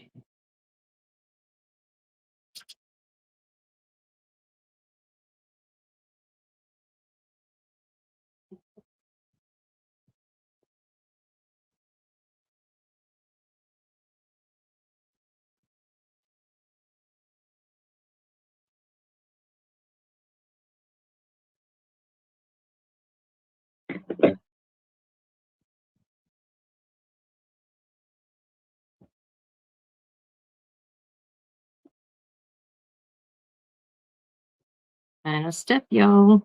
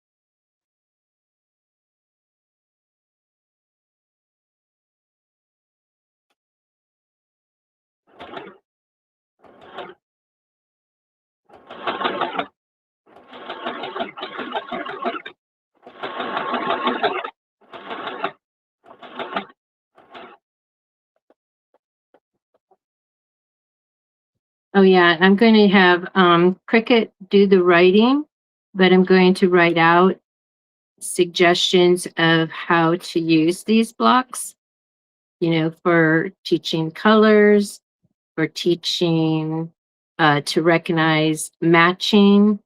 Although um, they the my granddaughter, my great granddaughter is the daughter of a twin. So she already knows matching because her mom and her auntie are identical twins, and they're actually the one that just had a baby in February is now living here, and so she's she sees her twin auntie, her mom's twin every day. So anyway, so she already knows matchy matchy. But anyhow, so teaching the matching, teaching the colors, teaching eventually memory, because just all the things. So I'm going to do that. I'm going to have Cricket write it up on a card and make it pretty. And then my daughter-in-law has a laminating machine, so then she can laminate it. And so I'm still creating. So I want to do the tote bag. I'm definitely doing French seams so that there's nothing inside to get caught up on. And if I embroider her name on the front, then there's that embroidery stuff on the inside. Well, I can make like a little pocket and sew it um, in that area, and it'll cover these embroidery stitches, and that pocket will be where that the instructions can go. This is my mind working. So um, and now I have it on video, so I'll remember. I can just replay it. All right, spilling. We'll see you later. Sorry, this is going it's 4 hours now, but I'm getting it done.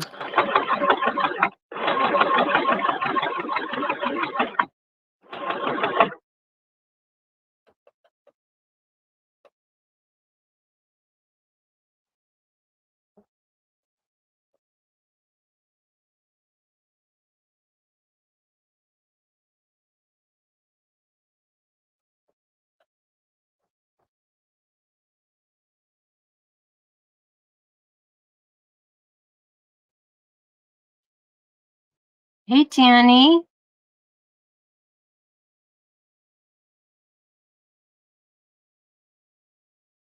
Have you been working on that report since Monday for work? It's only 3 days, right?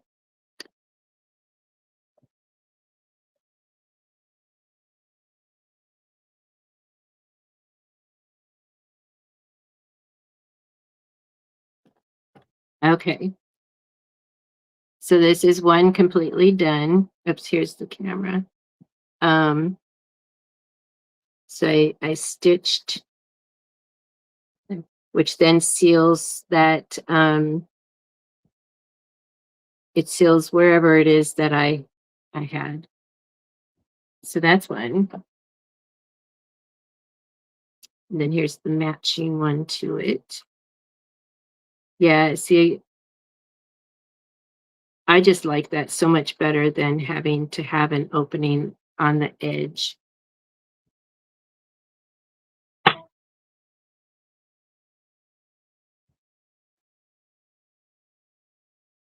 Thank you, Jessie.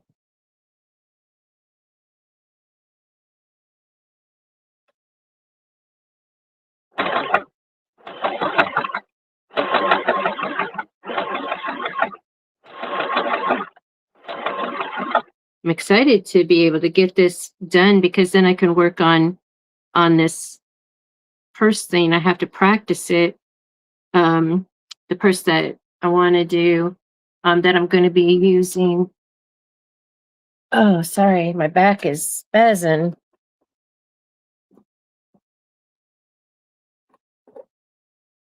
So the purse that I'm going to be making uses, I'm going to be making it out of this.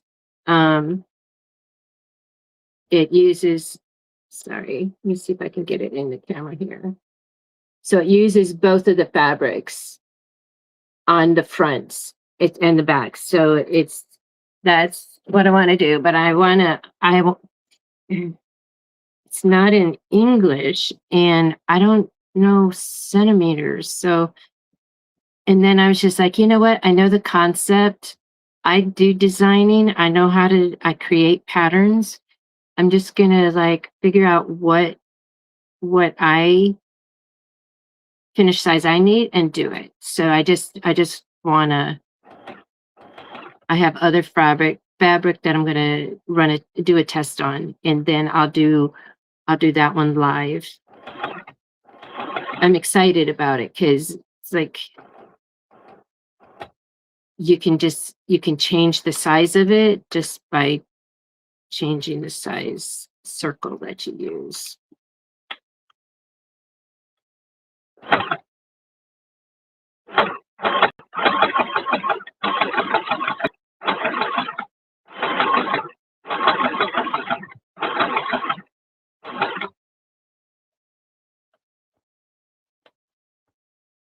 Then I can do a Gigi and me, like make one my size and make one my great granddaughter's size, the one that used to live here.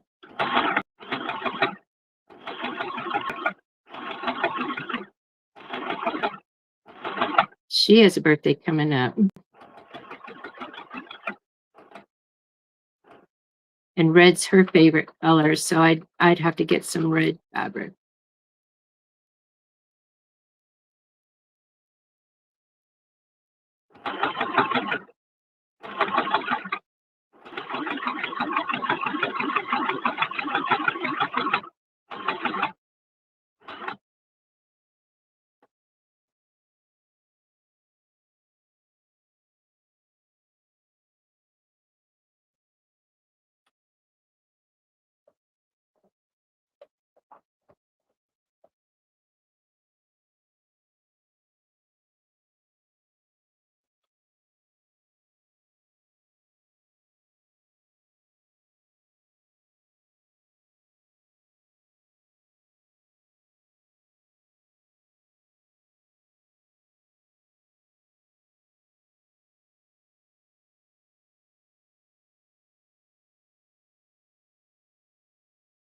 All right. It's one pair done.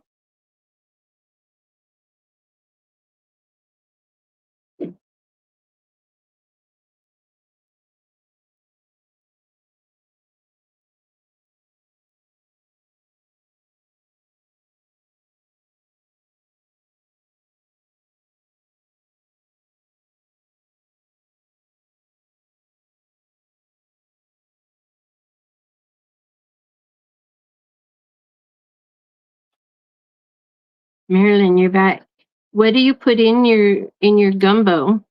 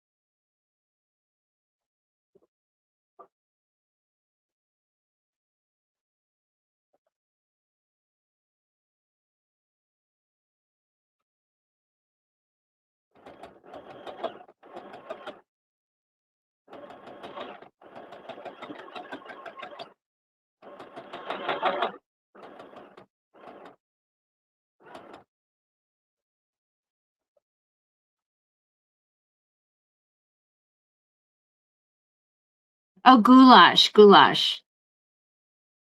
Yes, goulash.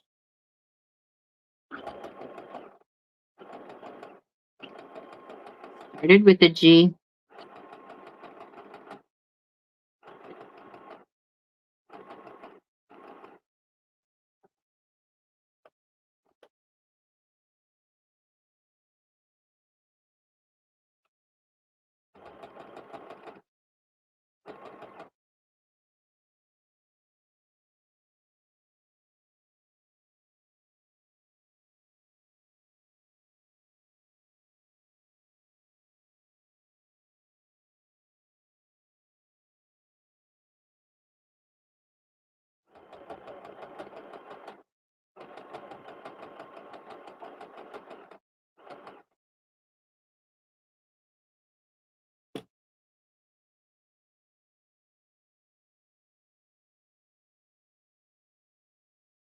Oh, it's so they are so it's going to be 2 squares of each color, and so and they're for my great granddaughter's first birthday, and there's seven colors. So there'll be seven in a pile, and then she'll have a stack of 7. And so then out of the ones that are on the table, she would take the one that's in her hand and find the matching one. So she can learn to match. And then also it is a tool that she can learn the names of colors and what they look like, and eventually do like memory where like they'll be turned upside down. They all are the same back, and then turn them over and find the matching one that way. It's a it's an educational thing. But yeah, so my one of my great grandbabies, she'll be 1 next month, and so I'm making them for her birthday.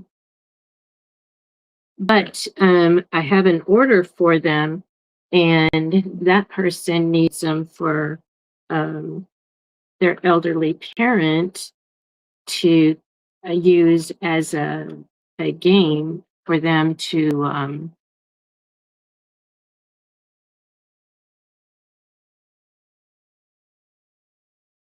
no, no, no, no, no, no, no, no, no.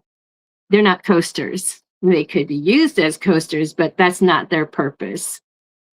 I'm going to make a tote bag for them to all fit in, and then I'm going to have Cricket do the writing, but it'll be all the suggestions of how to use them, and then it'll be laminated, and it'll be attached to the tote bag that I make, and I'll embroider her name on the front of the tote. If I learn how to do creating the name in the Artspira app, I heard one of the things that they do is they create it like in uh you thought they were mug rugs? No. They do look like my mug rugs, but same concept. It's just I am using polyester um batting, so you wouldn't want to put anything hot on it.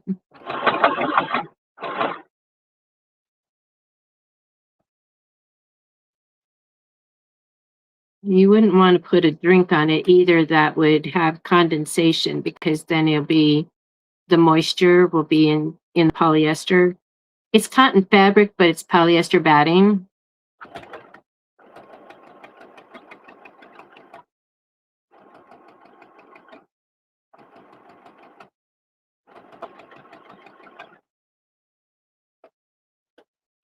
I don't know. I don't know what's on her list, because these kids, even though it's when they have a list, and but I always like making homemade.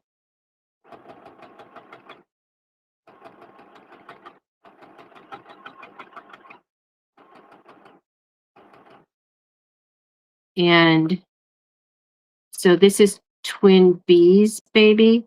Um, and I don't know if she's a crafter or not, but I know twin A is a crafter because she lived here when I moved here.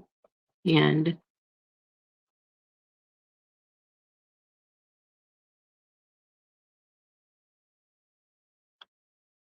okay, good luck with your studying.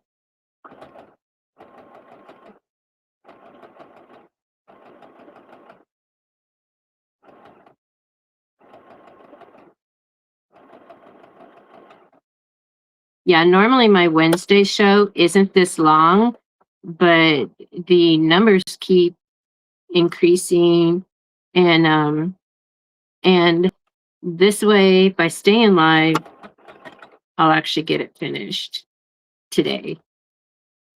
At least this part of it. I'm excited.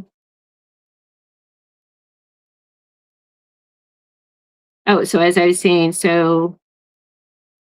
the order that I have for these is like for the elderly, that's the onset of dementia, Alzheimer's.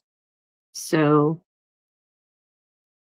they need to work on strengthening their brain. All right, so to pink to red are complete.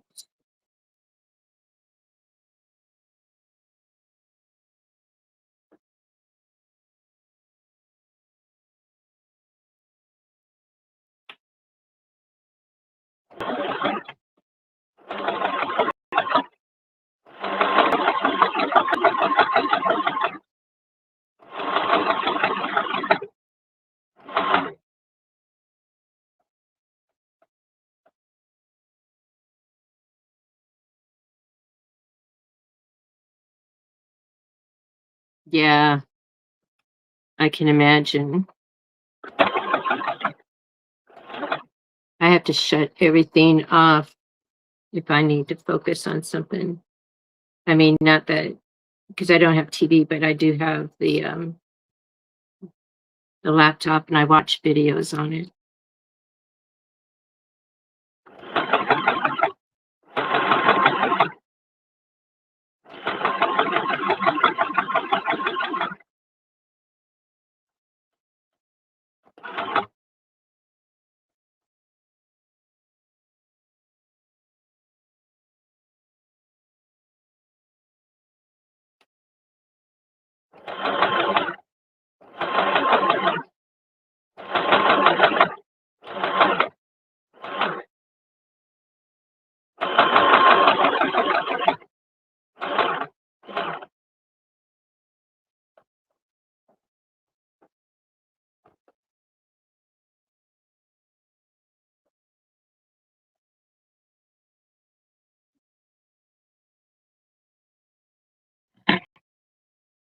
Must be hot outside. My air conditioner just kicked on.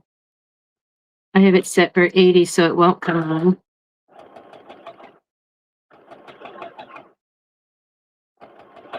Or all these lights are making it hot in here and it kicked on.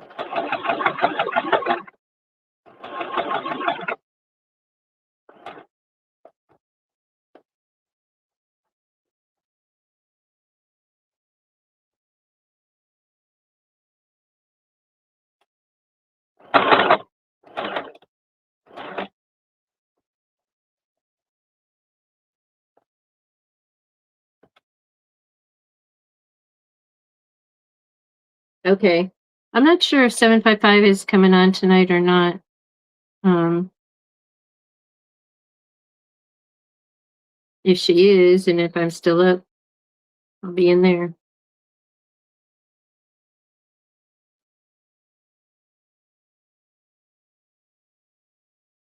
I have to go watch Q's replay of her podcast since I'm going to be a guest on her podcast. I want to check it out, see what I got myself into.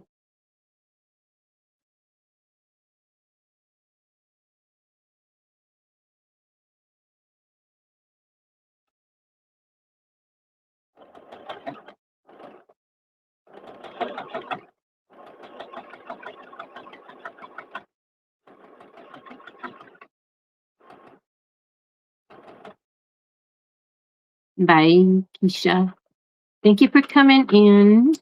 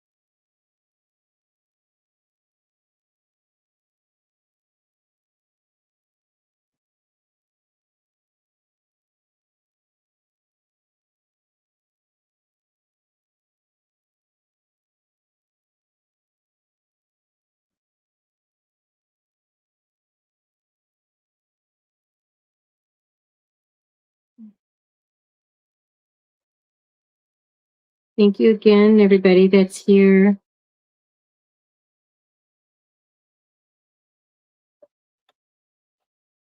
As I feel like giving up, you're here. So I stay and finish.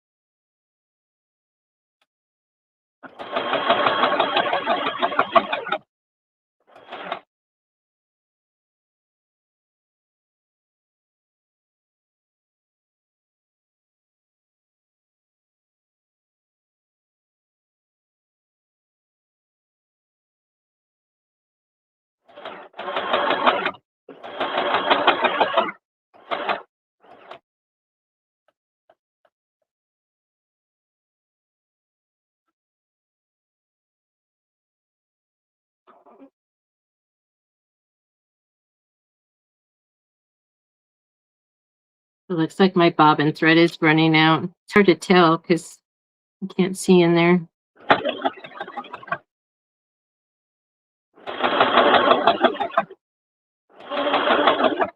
I just have 3 more to do.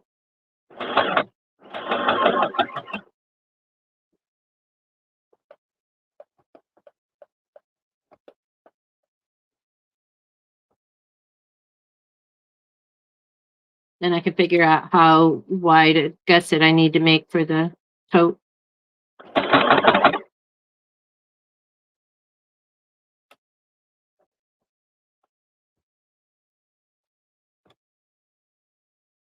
That I'll do another day. At least I can design it out.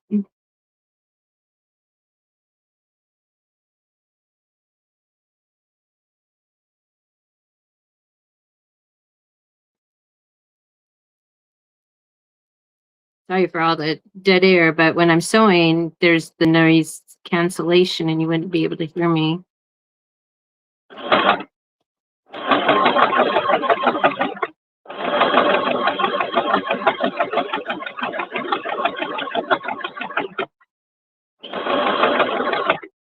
At least I think I have noise cancellation. I'm using Restream. Um,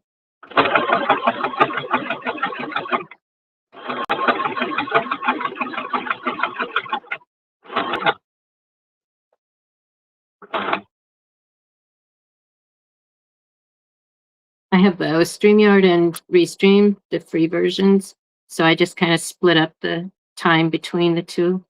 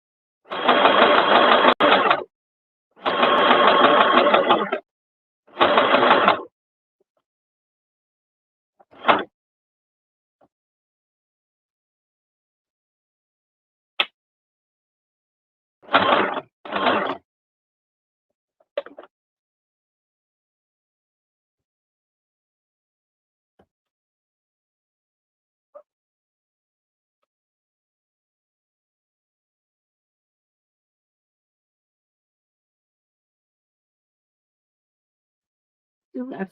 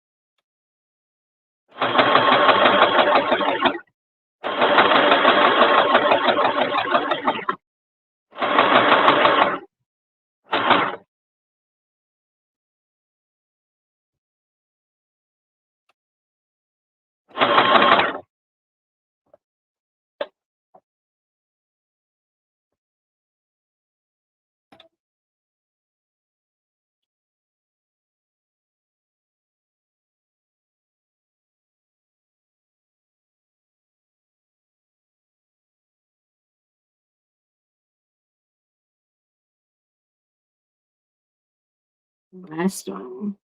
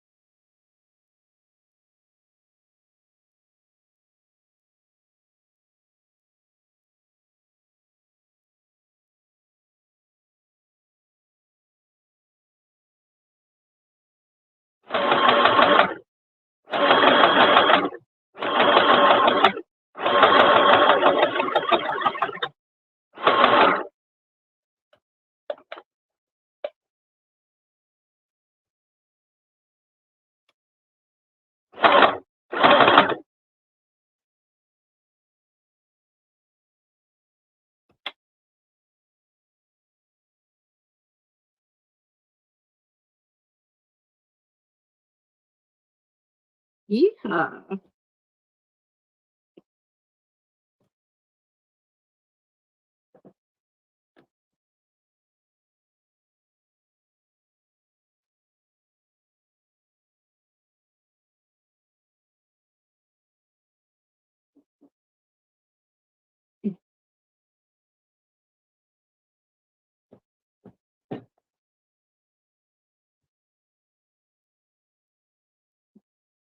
Uh,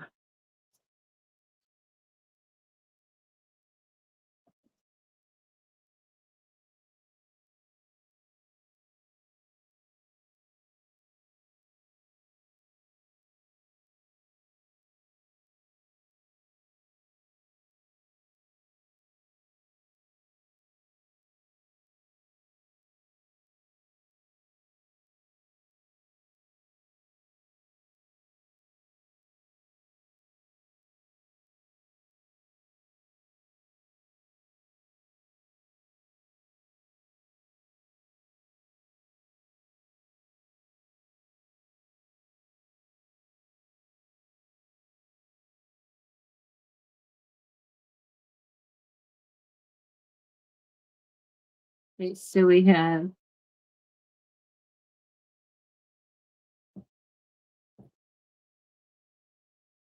oh, you still can't see. So we have purple, orange, yellow, blue, green,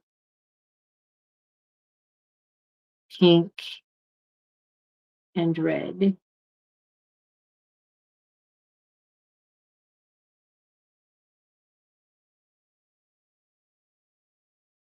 Thank you.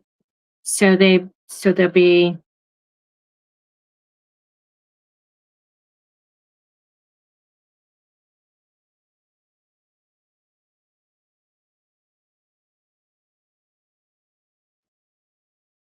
so they have for the beginning,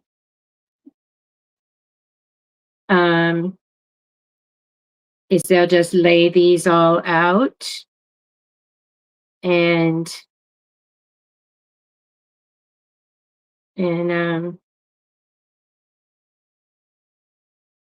oh, maybe I should come up with another one. But anyhow, so they would lay these all out, and then the baby will have these in their hand, and it's like find the matching. So this is the pink, then they'll find this, then they'll find this one, and that's this, and find this one, and they could be saying orange, And then the child is learning this is orange, even though they won't be able to say it yet until they learn how to talk. And then purple and green and blue. So they'll be learning the name. I mean, what this is blue. That's what my great granddaughter learned first, is recognizing the color, even though she couldn't say the name. And then the other thing I was talking about is they'll be all turned like this, where you would only have, you wouldn't even be using this other thing. So let's just use this for an example. Maybe, oh wait, you do need two of the same color. Hi up designs. Um,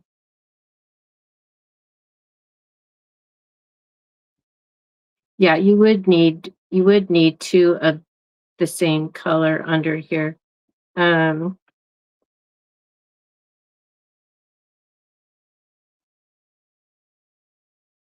so purple.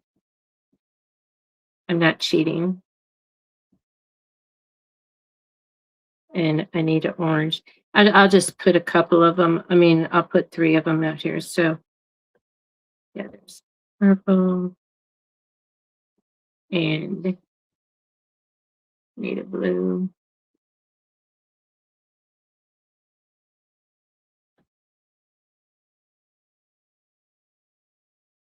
Okay, so I'm just gonna show you like with just four. So they'll turn one over. And so that's the blue. Probably can't see because of the thumbnail there, but it's blue. And so then they have to find this. Nope, that's purple. Oh, that's purple. Here's the blue. So there's the match. And then we know this is purple, but a toddler may not remember that's where it is. So that's the matching part. I mean, that's the memory part, which they're not going to do at a young age, but find they can find the match. Okay, so find the matching color, and they'll find it, and then they'll find it, and then learn it. So that's my idea of the game.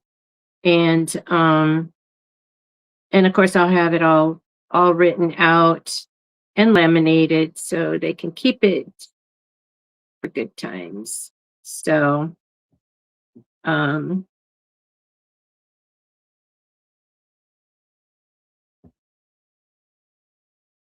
but thank you everybody. I had no intention of actually finishing this today, but once I got started and with my back hurting so much from being bent over cutting all of this, I'm like, oh, the chat is here. And so that just encouraged me to get it done. Now it's done. This part is done. And so now I know I need to make a tote bag at least this wide so they'll all fit in it. And of course, about 6.5 inches wide. How much is this? So this is 3.5. So at least 4 by 6.5. Make a tote and then make it a little bit taller. And that'll be on another live. And because I want to learn I have to learn how to use the fonts to make a name. And so I'll be practicing that off camera. Um, and then I'll embroider her name on it. And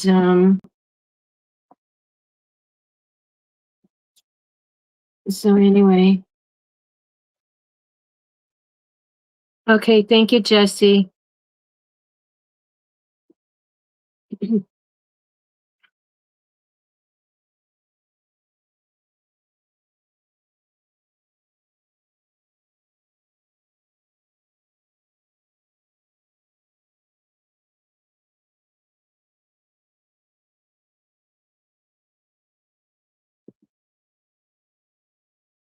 Okay. So thank you everybody for coming in. Oops, since I changed my camera now. Okay, there, I'm back. Thank you everybody for coming in and hanging out with me and staying until the end. I really appreciate that because I'm so excited to have the project completed. And and so they turned out really good. I'm going to take pictures and show my daughter-in-law, and it represents all of the colors that are in the crayon fabric. And so thank you all, and have good luck, or good luck. Have thank you, Faye. Um, I'm so tired and in pain that I can't even remember my closing. But anyway, thank you all for being here, hanging out with me, and yes, peace and love go with you. And just remember, just because somebody's mean to you doesn't mean you have to return it. Just carry on. And so until next time. Now tomorrow will be the Patch Hat crew will be on at 5 p.m. Central. And but then I mean not Marilyn, Picture Me Crafting will be on Crafting on a Dime's channel in the morning. Well, 11 o'clock Central, noon Eastern. And so they're going to be doing their project together. They go on once a month live. So they'll be on Shay Shay's channel tomorrow morning. So, and then of course, Night Owl Crafting on Mondays at 9:15 p.m. So until then, peace and love. Thank you.